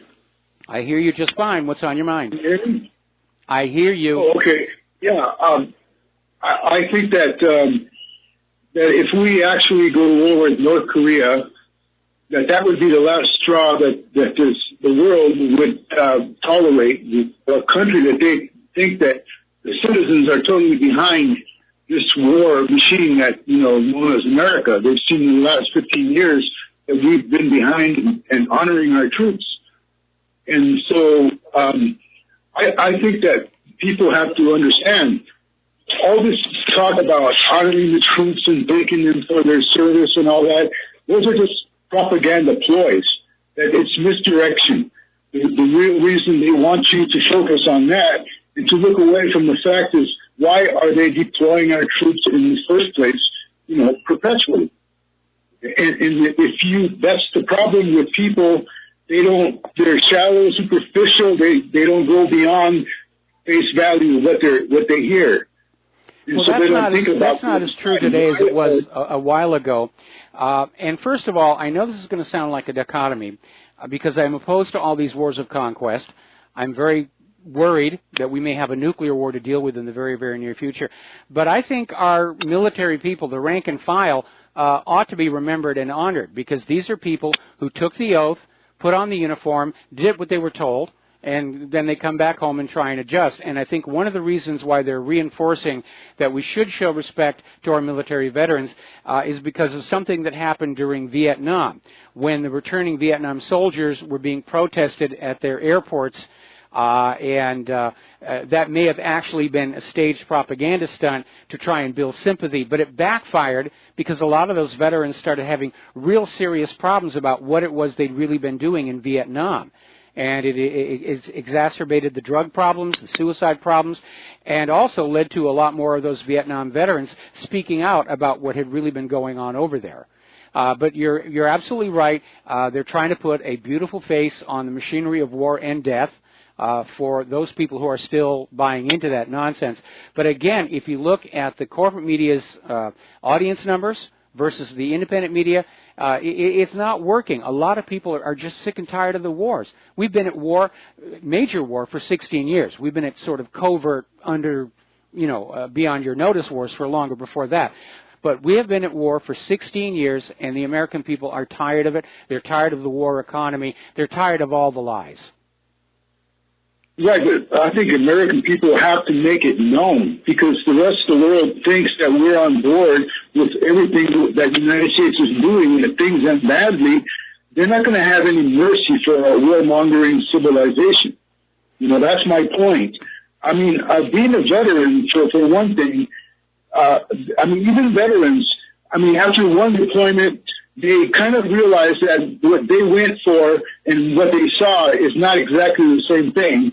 And after 2 or 3, they should know better. They're not robots, they have minds of their own. And a lot of them are actually getting into that mercenary type of mentality, almost like the cops are getting into. That's what I'm saying. A lot of us we're veterans, and we never saw combat. I mean, we just signed up for 3 years and we were out. So there is a difference, you know, between those that actually went through it. But at some point, you know, they have to, hey, you know, I'm not a professional soldier for life. I have to get out of this. This isn't what I signed up to defend my country, not to just kill brown people legally, which is what basically we've been doing for the past 15 years. Okay, well, so I mean, there's a couple of factors. Saying, you know, all these people shouting USA, USA, they're shallow and superficial, and they have to get their head out of their rear and realize they're being played. Well, first of all, you're absolutely correct that we Americans who see the wars for what they really are, we do need to make it known to other countries that this government doesn't have our support and backing, because I'm very concerned, first of all, that the U.S. is going to lose this war ultimately, and my concern is that 50 years from now, the American people will be under a collective guilt like we see the people of Germany are today, even though most of the people of Germany weren't even born when the Nazis were in power. And I don't want to see the Americans have to go through that. As far as the soldiers, you need to remember that after one deployment, they don't have the option of leaving because of the stop-loss policy. And they will get sent back and sent back for as long as they're considered useful until they fry. In fact, I remember there was that attack on an army base that was blamed on a Muslim, and there were indications that what had really happened is this group of military had just returned from Iraq from their third deployment, and they all thought they were getting on out, and they were informed that no, they were being sent back for a fourth deployment, and there was actually a refusal to go, a rebellion in the ranks, if you were, and that was the real story. And they didn't want the American people to know that we were back to fragging, which we saw a lot of in Vietnam, and so they found some convenient Muslim to blame it on. Yeah. Hey, Mike, I just want to one last point. I just, you know, this guy. He kind of creeps me out. I'm sorry, I'm blanking out. I'm in my 60s also, but Trump's son-in-law, I mean, when I look at him, Kushner, he gives me that Damien creeping feeling. What do you think about that? Well, yeah, I try not to judge people by their faces, but certainly the eyes can give away a lot. And one thing that always worries me is anybody who can't get the smirk off their face, because they just think they can do anything and get away with it. And unfortunately, in our society, above a certain level, you can. Yeah, he looks too serious to me. I'm scared of this guy. Anyway, Mike, thanks. Have a good show. I'll keep listening. All right, well, thanks an awful lot. I mean, Kushner definitely has been playing a much more important role behind the scenes than anybody really thought. I mean, but, you know, why is he there other than these friends of Israel? And I thought nepotism was kind of an outdated concept. Of course, you know, we had George Herbert Walker Bush and then George W. Bush. So I guess the White House is just a family business. It's just whose family is currently in charge.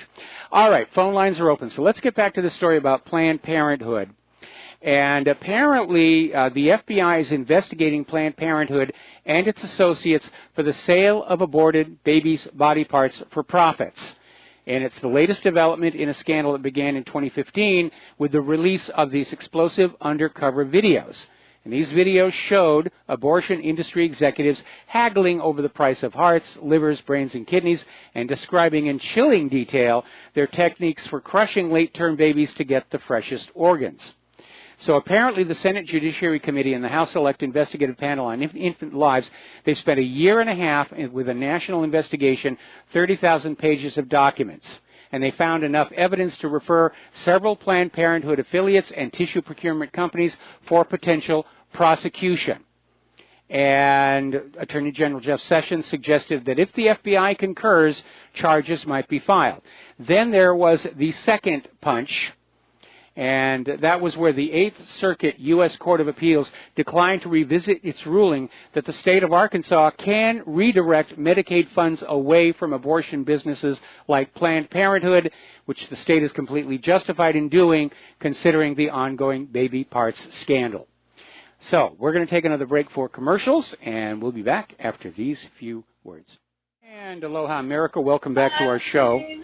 Now, even though Iran has surrendered its highly enriched uranium, and even though they never were building bombs, they're still conducting nuclear research. And apparently, they have mastered the technology to build nuclear batteries. This makes them the 5th country worldwide to have developed this technology after Russia, France, Great Britain, and the United States. And these batteries are used in the health sector and other industrial fields to power cardiac pacemakers or advanced laptops. And basically, it's a very miniaturized version of what is called a radioisotope thermoelectric generator. And there is a decaying isotope in there. There's no nuclear fission going on. But the heat from the decaying isotope is enough to generate electricity using a thermocouple. And we use them on the Viking landers. And there's a similar unit on Curiosity. This allows them to operate even when the solar panels are not being illuminated, which got to be a problem with Freedom and Opportunity when they were on Mars.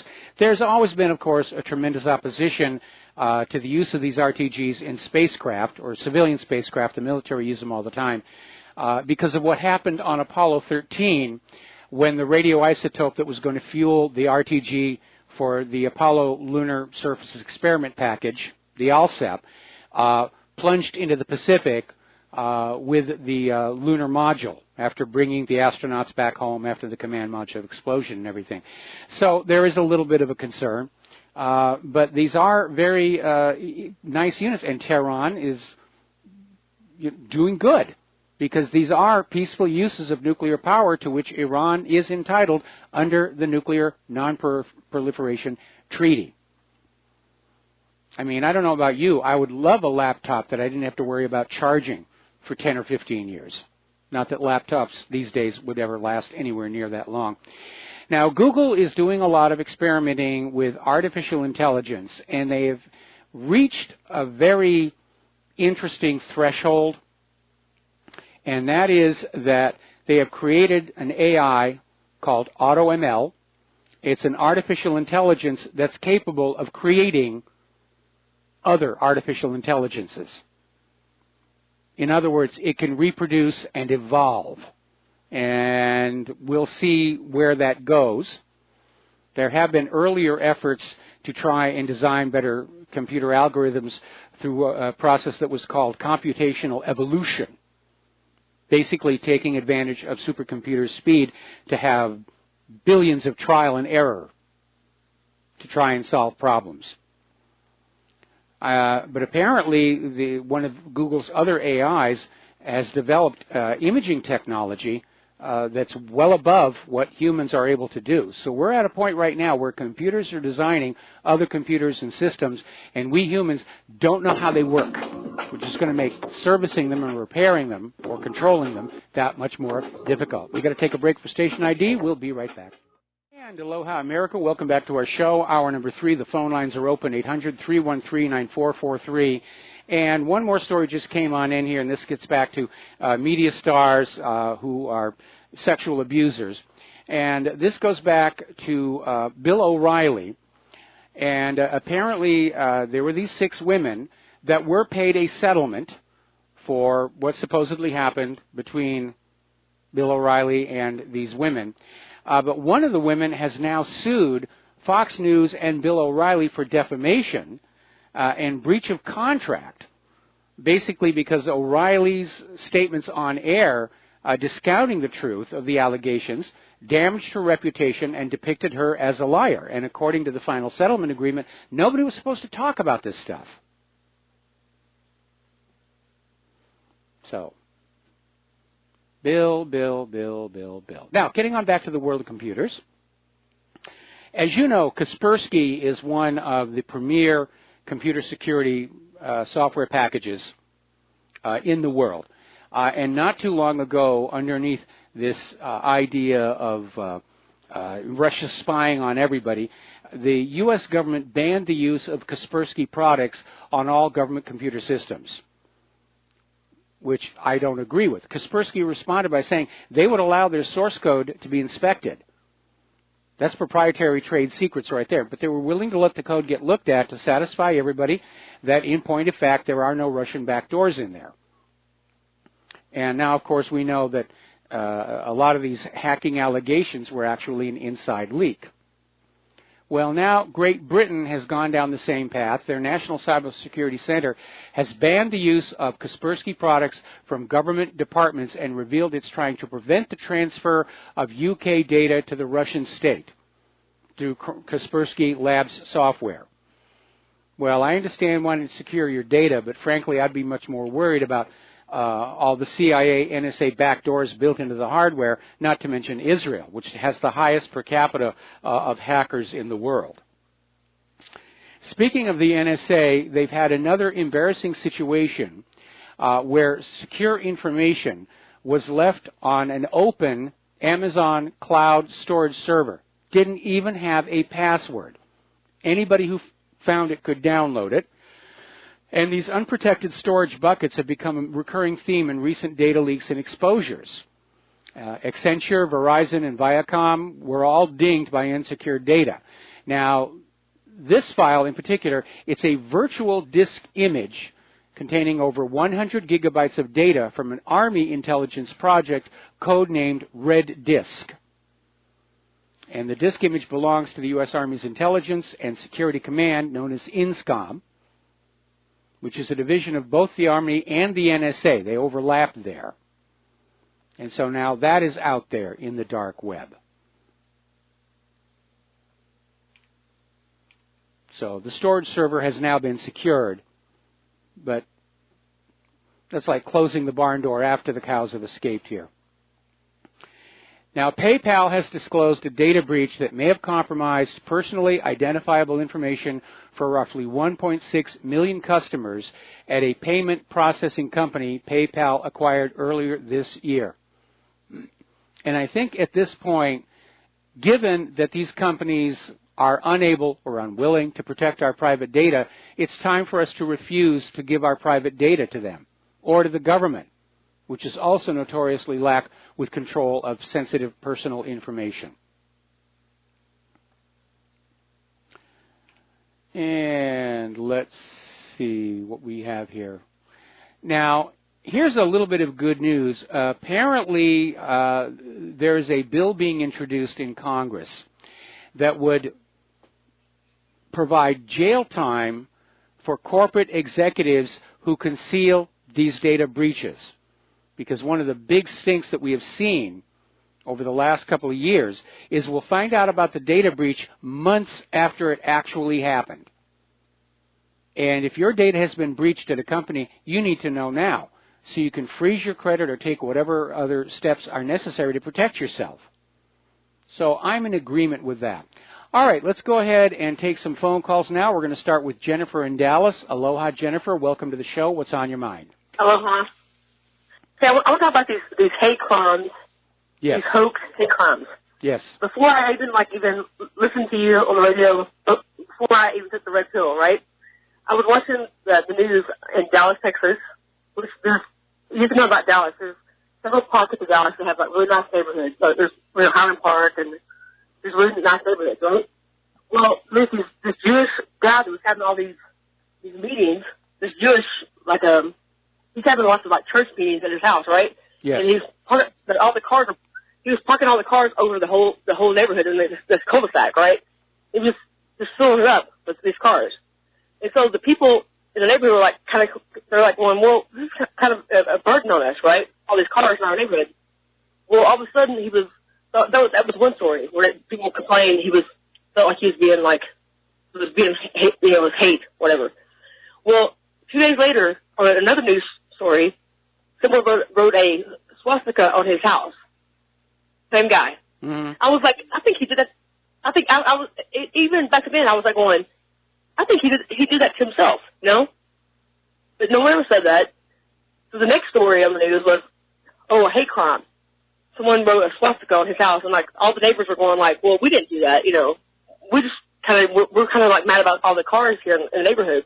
We don't hate him, you know. And so, like, I mean, I'm pretty sure that was a total farce, you know, but it never came out that way, you know? It may well be. I mean, there was a recent study that came on out and said a large percentage of these hate crimes are hoaxes. And it may be that some of the hate crimes that are out there were hoaxes that have never been exposed, because nothing will get you media attention faster than a claim that you're the victim of a hate crime. And they are being used for political purposes. There's no question about that. Now, in the case of this individual gentleman, I don't know what the zoning laws are down there in Texas, but I know around here, if you're going to hold religious services, you have to have some kind of a facility that's zoned for that kind of activity, whether it's an actual church or maybe you're using an empty retail vacancy at a local shopping mall, which actually there's a lot of that around here as well, where there's more than adequate parking outside for the cars to be. So I question this gentleman's judgment in trying to start a church in his home, knowing he had inadequate parking. So that being set aside, no, there have been some very, very famous hoax crimes. There was that teacher out at Claremont College that painted swastikas on her own car. There was a student at Georgetown University where she claimed that she was a victim of anti-Semitic hate, but the security cameras had caught her painting the swastika on her own door. So these things do happen.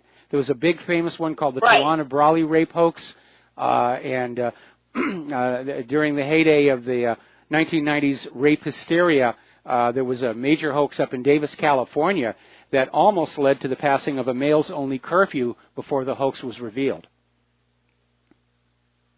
What's so weird is, like, whenever I saw this story, it was before I even was even thinking like this way. And I was like, well, that's so odd that, like, 2 days ago these people are complaining about, you know, all this traffic, and then all of a sudden there's a swastika on this front porch. I'm like, I mean, of course I assume he did it, you know, like. Well, you have a healthy sense of skepticism, and that's what's needed to survive in these dark times. Right. Thank you, Mike. I really appreciate your show, and, like, I listen every day, and I love you and Claire. Thank you very much for everything you do. Well, thank you very much for those kind words. We're going to do a shout-out now for our on-air affiliates who are just now rejoining the network, and we're going to go back to the telephones. Sarah in Massachusetts, aloha. Welcome to the show. What's on your mind? Aloha to you as well, Mike. By the way, I used to listen to you on KKCR back in the day because I myself lived in Hawaii, even though I'm on the East Coast now. Boy. Those were the good old days. Well, that was with Mike Vanderveer. I was a guest on his show, and sadly he's no longer with us, and we all miss him. We do. He was wonderful. But KKCR lives on, and that's a great thing. Yes. Anyway, I'm my heart's still in Hawaii, and this news story caught my attention about the Honolulu Police Department sending out letters to medical marijuana patients, ordering them to surrender their firearms. Yes. Yeah, that's really I didn't happening. Know yeah, no, we covered it a while back, and it strikes me as just another excuse to start grabbing guns, because if you look at people who are smoking marijuana, they're not going to be likely to flip out and do something with their firearms. It's the meth heads that are going to be dangerous, but of course there's no legal meth, so they can't go around and send letters out to these registered users. But again, people who smoke marijuana, they get mellow, they get peaceful, they write poetry, they play music. They don't have a tendency toward violence. In fact, they're less violent on a per capita basis than people who drink alcohol.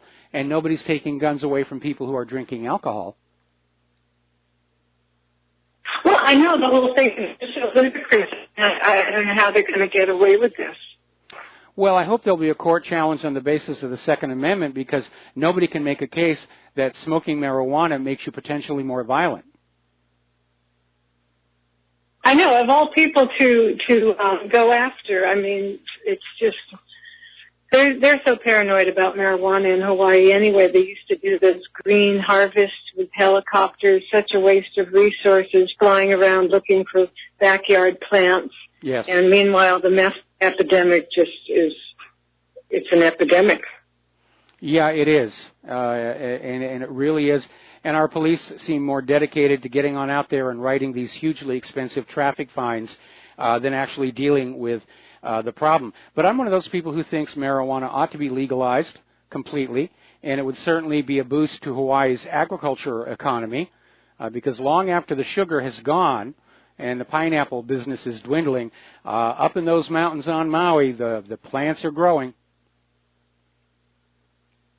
Well, I know. And can we not find something better to do with those fallow fields than allow the Monsanto in to do their experiments? I mean, they just don't seem to care.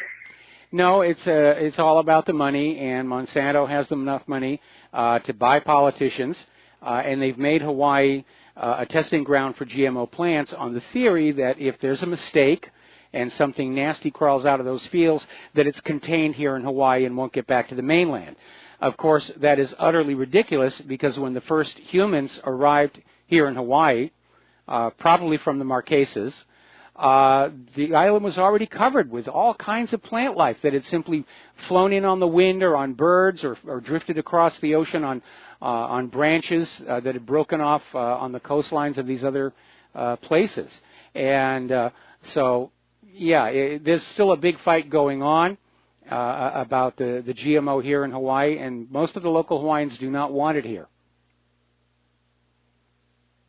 Yeah, I was quite active with the anti-GMO movement on Kauai, and it's kind of at a stalemate at the moment, I think. But here in Massachusetts, I was surprised that they passed the recreational use just a year ago. I myself did not partake, but I'm all for it being legalized. It's ridiculous that it's not. It's a plant from God. Hello. Well, anyway, this is my first time to call, but I listen regularly, and thank you. Nice to talk to you. Well, thank you very much, and aloha nui. Aloha nui.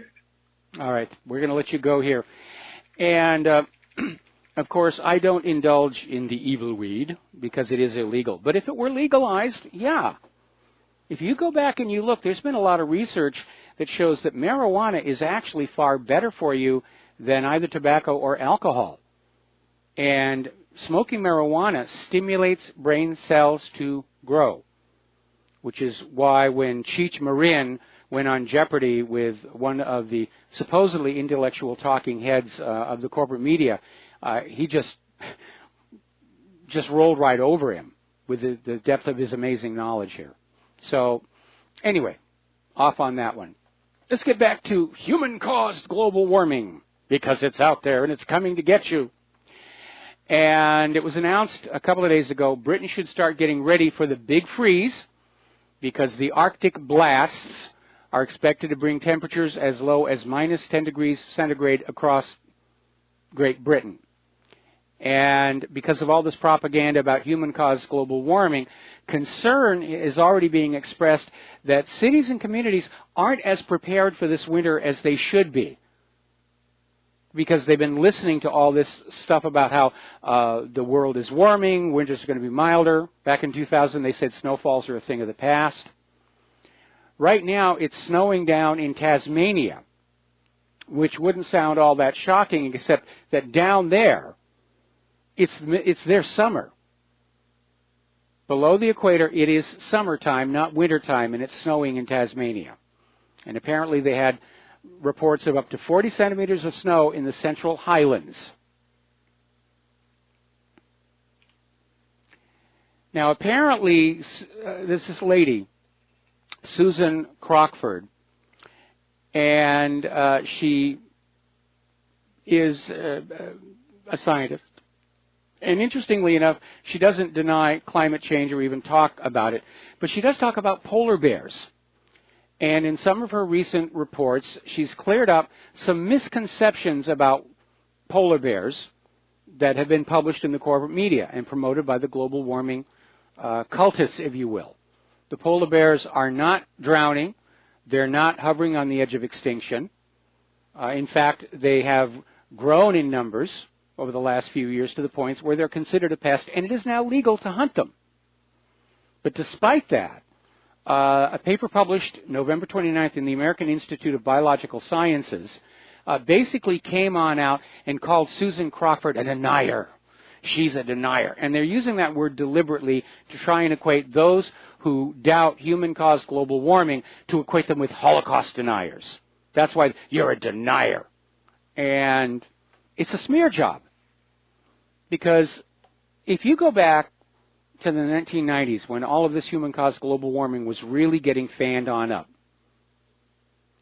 and you look at all the dire predictions and warnings and promises of catastrophe, none of them happened.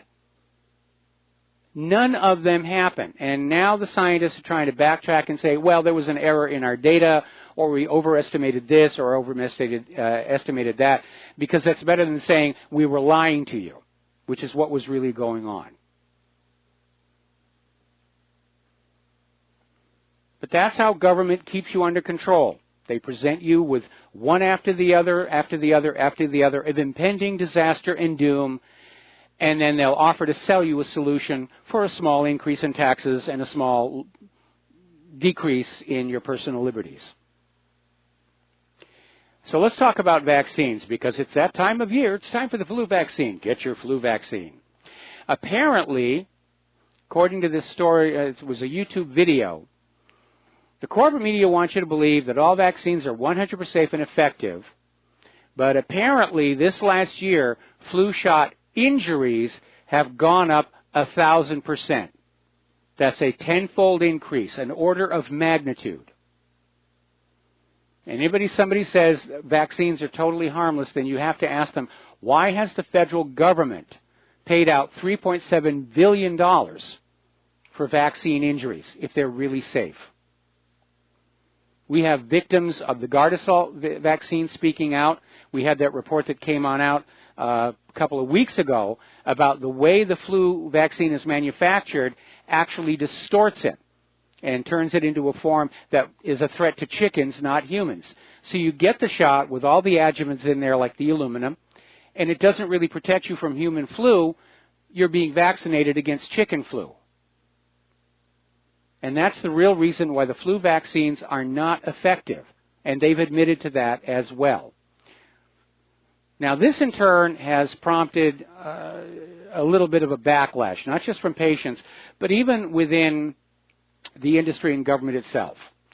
And when we come back from this next break, I will elucidate further.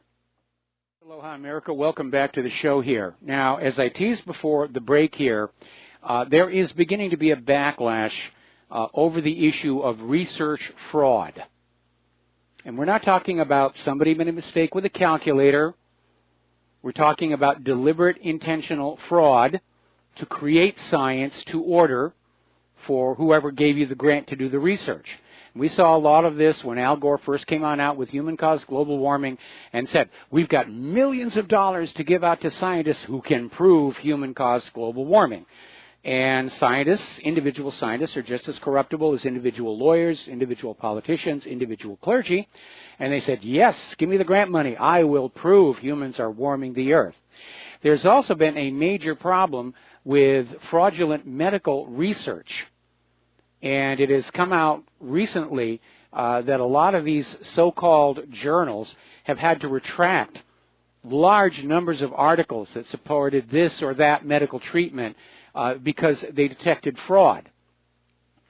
So apparently over in Great Britain, they're considering a new law where scientists who are caught engaging in fraud in their research will go to jail. And I think it's a good idea. I think it's a very, very good idea because these people do this because they get away with it. Nothing bad happens.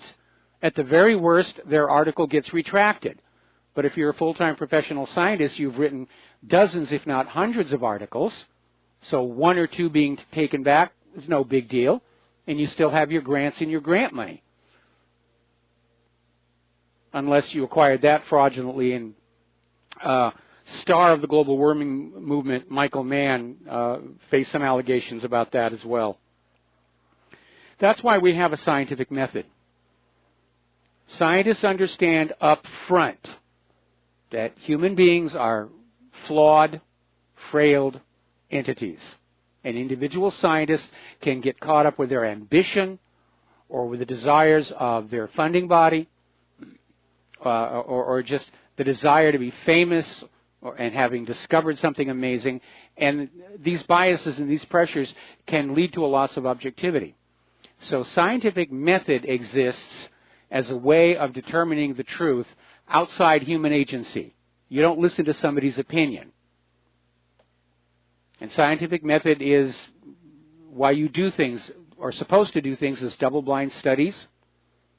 All of these are measures taken in recognition of the fact that due to the huge amounts of money that float around medical research and the products that these researchers will produce and endorse, the temptation is simply too great.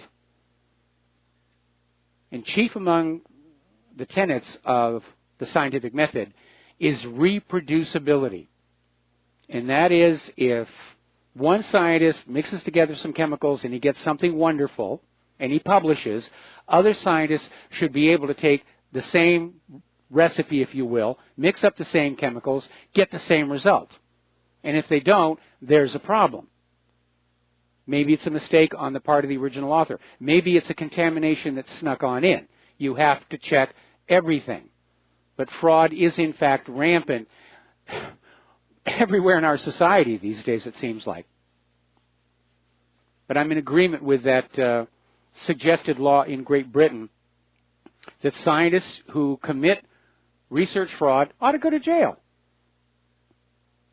That'll tamp that down real quick here. Now, over in the Philippines, they're facing a major problem. They just launched a vaccine program against dengue fever, which is nasty stuff. I had a mild case of it myself a couple of years ago.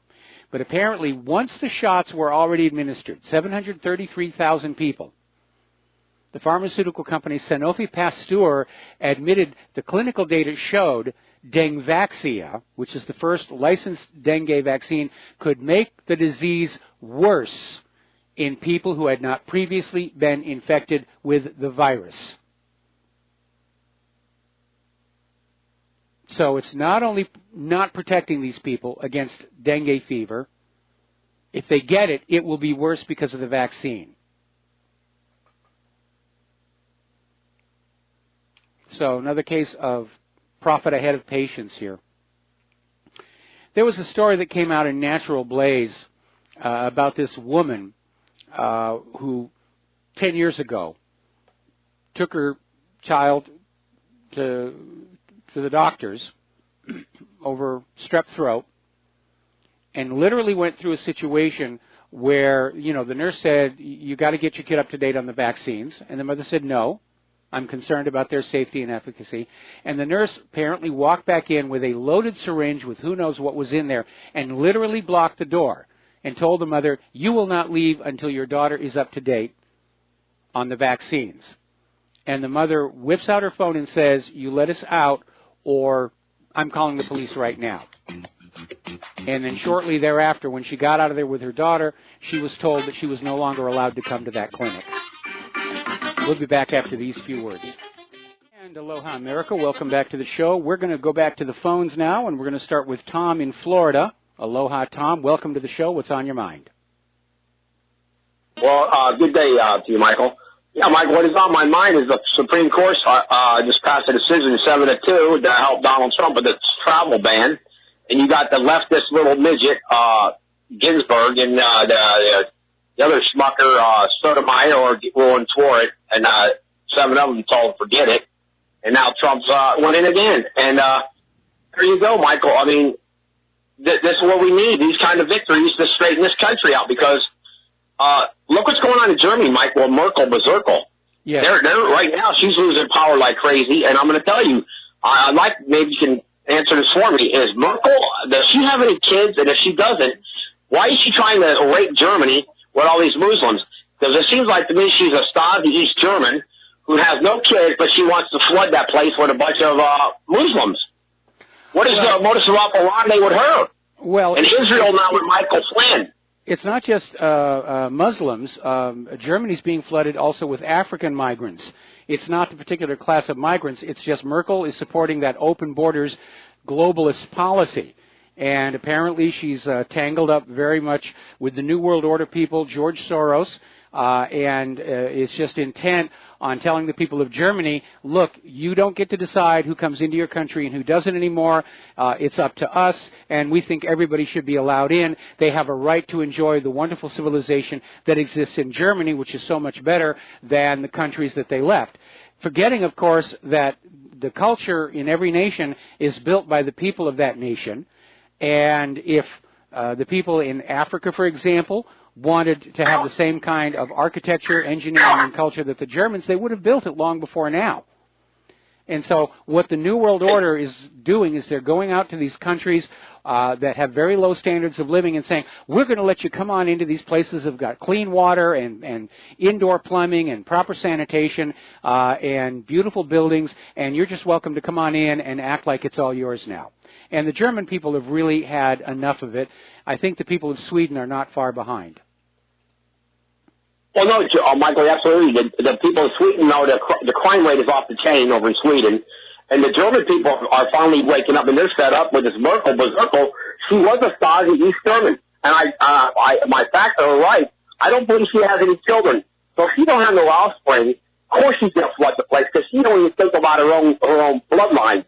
So literally, she is going to try to destroy it. Like I say, that guy Soros needs to be arrested. I don't know why Interpol and somebody needs to get a hold of this guy and put him in prison for what he's done to mankind. So Europe, in the United States, this guy definitely needs to be arrested. Okay, this is the biggest crime story of all time. Not Trump and the Russian dossier and all that. It's this guy Soros. And you look at this guy Weinstein and this Wiener. They get away with murder. It's unbelievable. And then you got Flynn in trouble because he was talking to the Russians about Israel settlements. Is that what I'm hearing about the settlements of Israel? So they're making what's going on here? Well, it's a corrupted system. It's a corrupted system. And, Israel is pulling strings all over the world, but nobody ever talks about that. Soros is definitely interfering in the internal politics of many nations, and nobody calls him on that. They're just obsessed with this idea, we're going to prove that Russia exercised undue influence in the 2016 elections. And so far, after nearly a year, they've come up with zero. But the corporate media's job is to keep pushing this idea until the American people forget all about Israel's interference in our country, George Soros' interference in our country, and say, oh, wow, so many people are saying Trump is guilty, I guess it must be so. Well, Michael, you're right. You know what? The biggest treason ever happened in this country, and I remember I told you on your show before, was when Casper Weinberger told Ronald Reagan, let me take this guy, Pollard, out and shoot him on the front of the White House, or the White House lawn. That was the biggest treason. How did that guy Pollard get out and he's back in Israel now? That's crime. That should be in the news all the time. And another thing, we're talking about this guy Moore. What about Bill Clinton when he has an illegitimate son? You don't even want to pay child or take a DNA test. Can you imagine what that would do to the Democratic Party if they found out that Clinton does have an illegitimate black son? He did take a DNA and he had to pay the kid no money. So Hillary don't want him to pay the kid no money. He wants all the money for Chelsea. In the meantime, Bill Clinton's got 5 little grandkids running around. Yep. It's unbelievable. The media are such corrupted criminals, creatures, they're cretins. It's unbelievable to me. And then all the while you want to hear about Trump and Russia. What do they want us to do? Russia's got more ICBM than anybody in the world. What do you want to pick a fight with Russia for? Are you nuts? Are you serious? Well, I think... Well, why would you want to pick a fight with the Russians? That would be insanity. I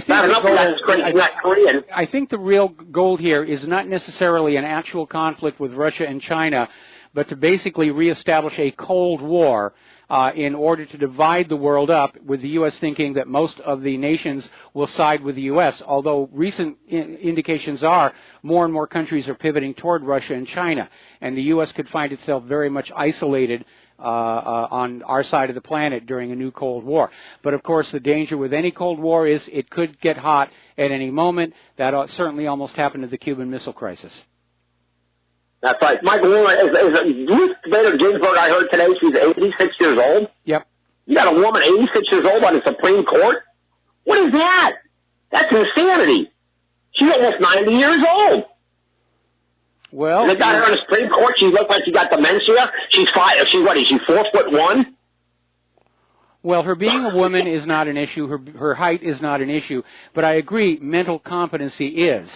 And she's hardly the only person that people are wondering if their brains are still working correctly. Nancy Pelosi, for one, Maxine Waters, they keep making these goofs during their speeches, and you kind of wonder, you know, are they missing a few marbles up there? Right on. They're missing more than a couple of marbles, Michael, I can tell you. But, you know, it's just a great thing that Trump got this the 7-2 vote in the Supreme Court today for the travel ban, so let's see what else happens. You got the tax bill passed through there. Now let's see what he does with this DACA. He needs not to pass DACA because DACA does not need to pass. We don't need, they might be their dream, but it's America's nightmare. We do not need that. We need to deport all these people back out of here. We need to get the 3.5 million or 4 million out of California. That Jerry Brown should be arrested for what he's doing with the sanctuary cities, Michael. And, you know, there's no way that should be a sanctuary state that gets federal laws. There's no way. Well, again, from the Democrats' point of view, is they're trying to flood this country with illegal immigrants and refugees because with our current election system where voter ID is not required, they're counting on these illegals and refugees to vote the Democrats into the control of Congress next year. And again, I wish Donald Trump's Commission on Election Integrity would be living up to its name, but so far we're not hearing about anything coming from them.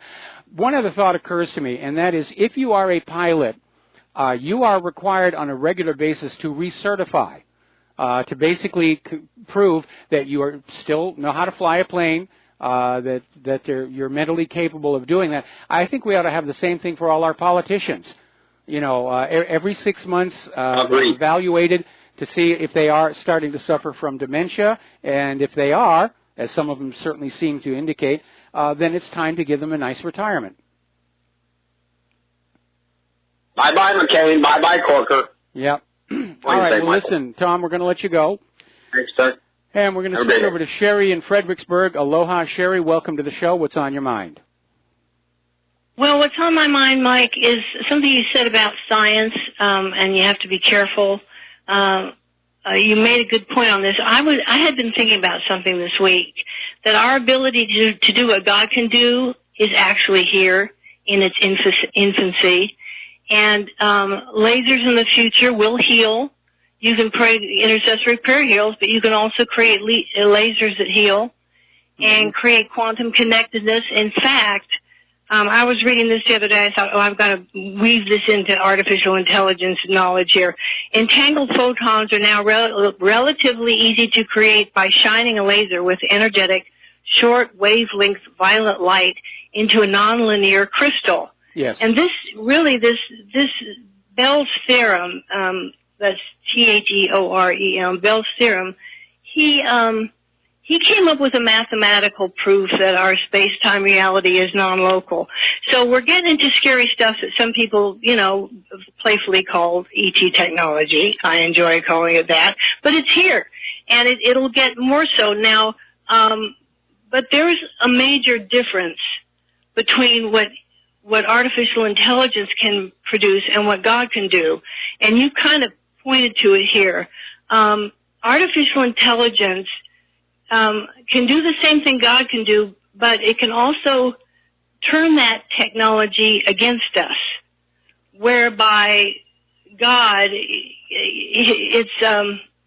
you can trust.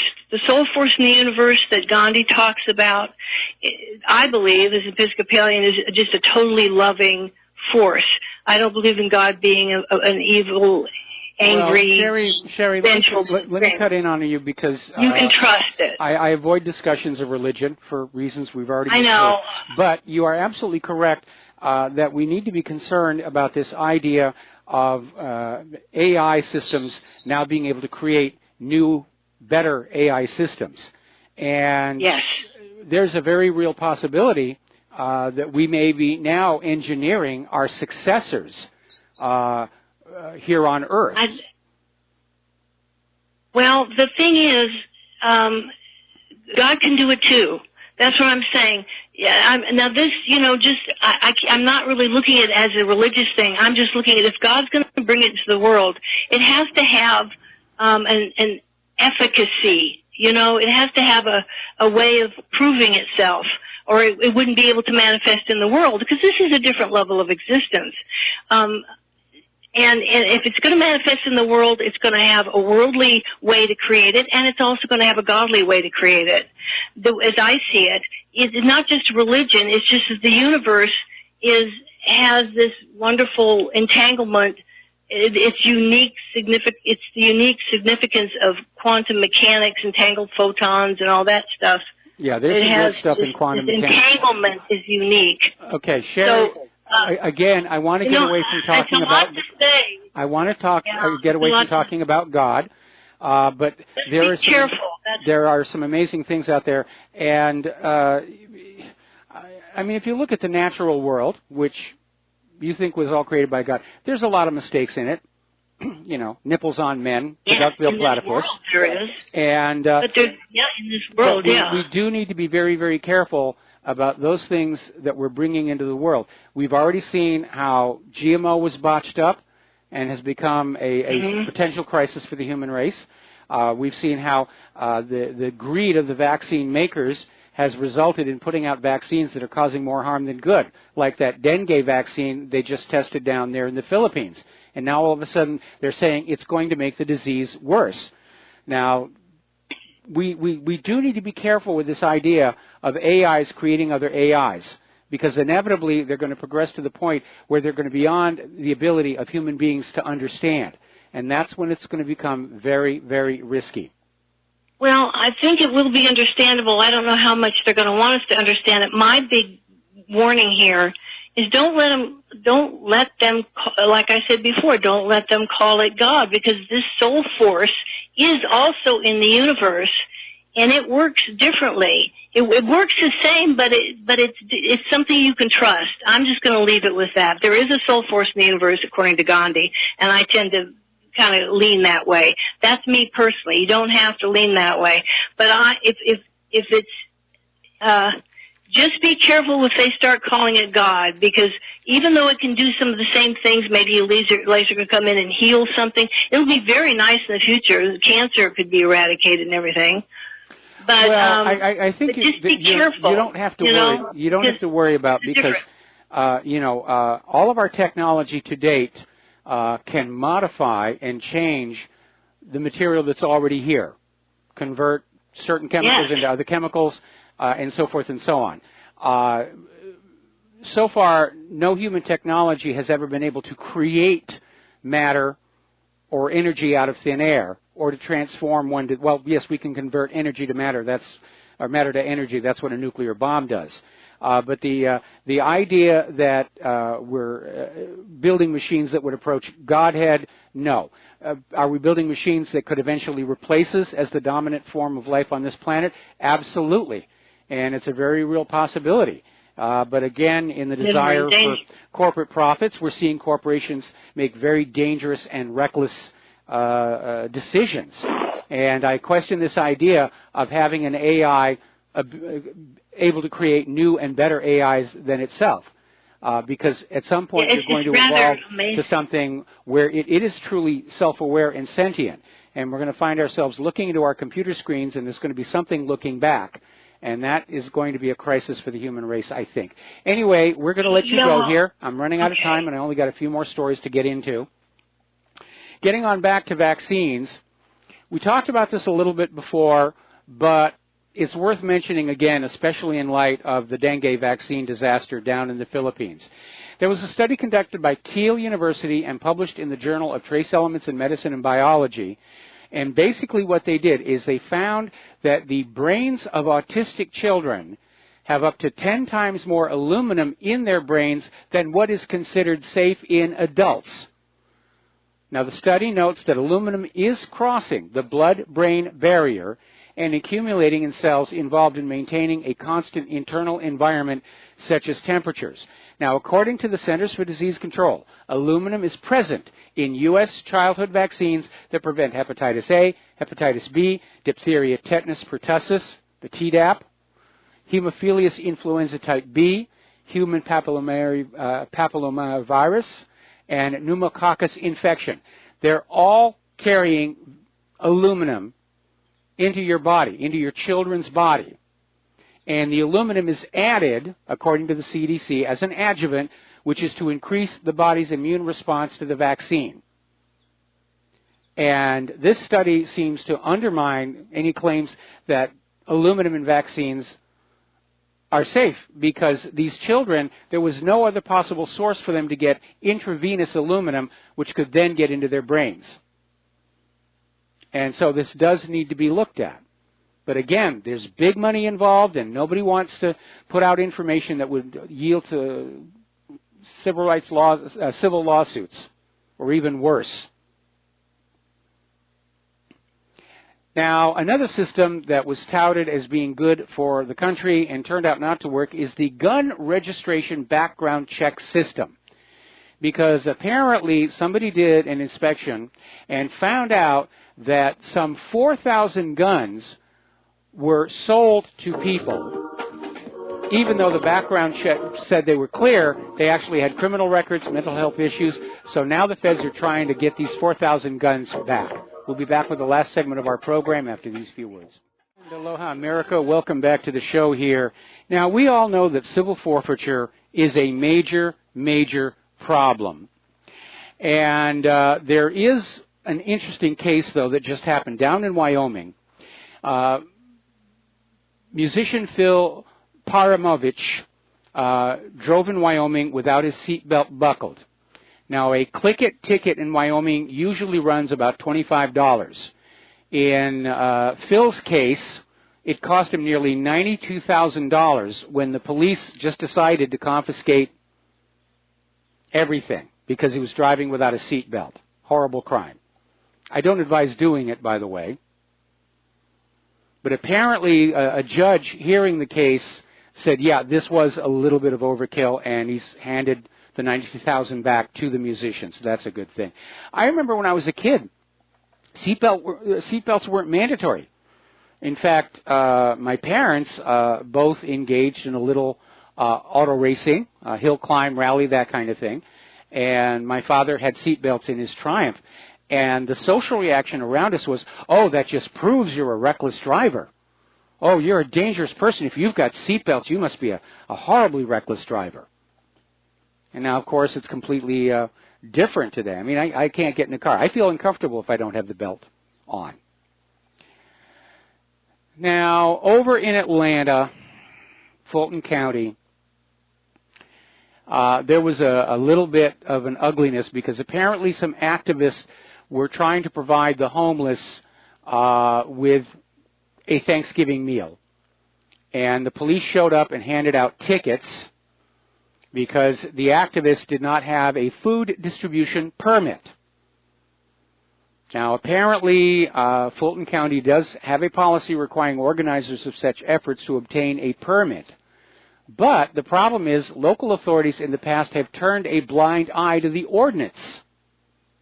But according to the group, Food Not Bombs, that feed the homeless, last week that changed. And of all times, right before Thanksgiving, where you're supposed to give thanks and share.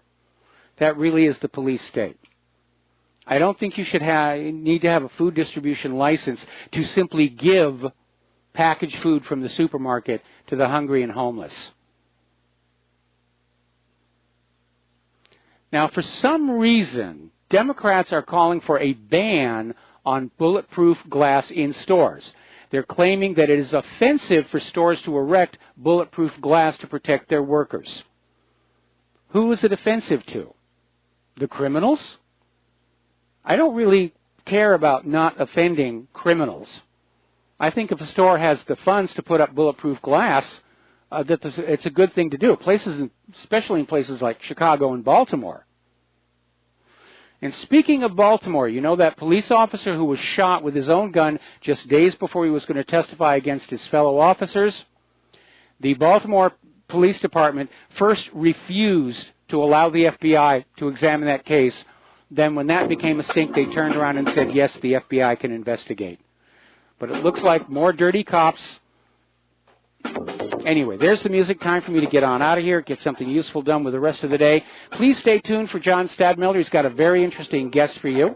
Please take what you learn here, share it with everyone that you know. We are the new media, but I need your help to do it. We'll be back tomorrow. Aloha, America.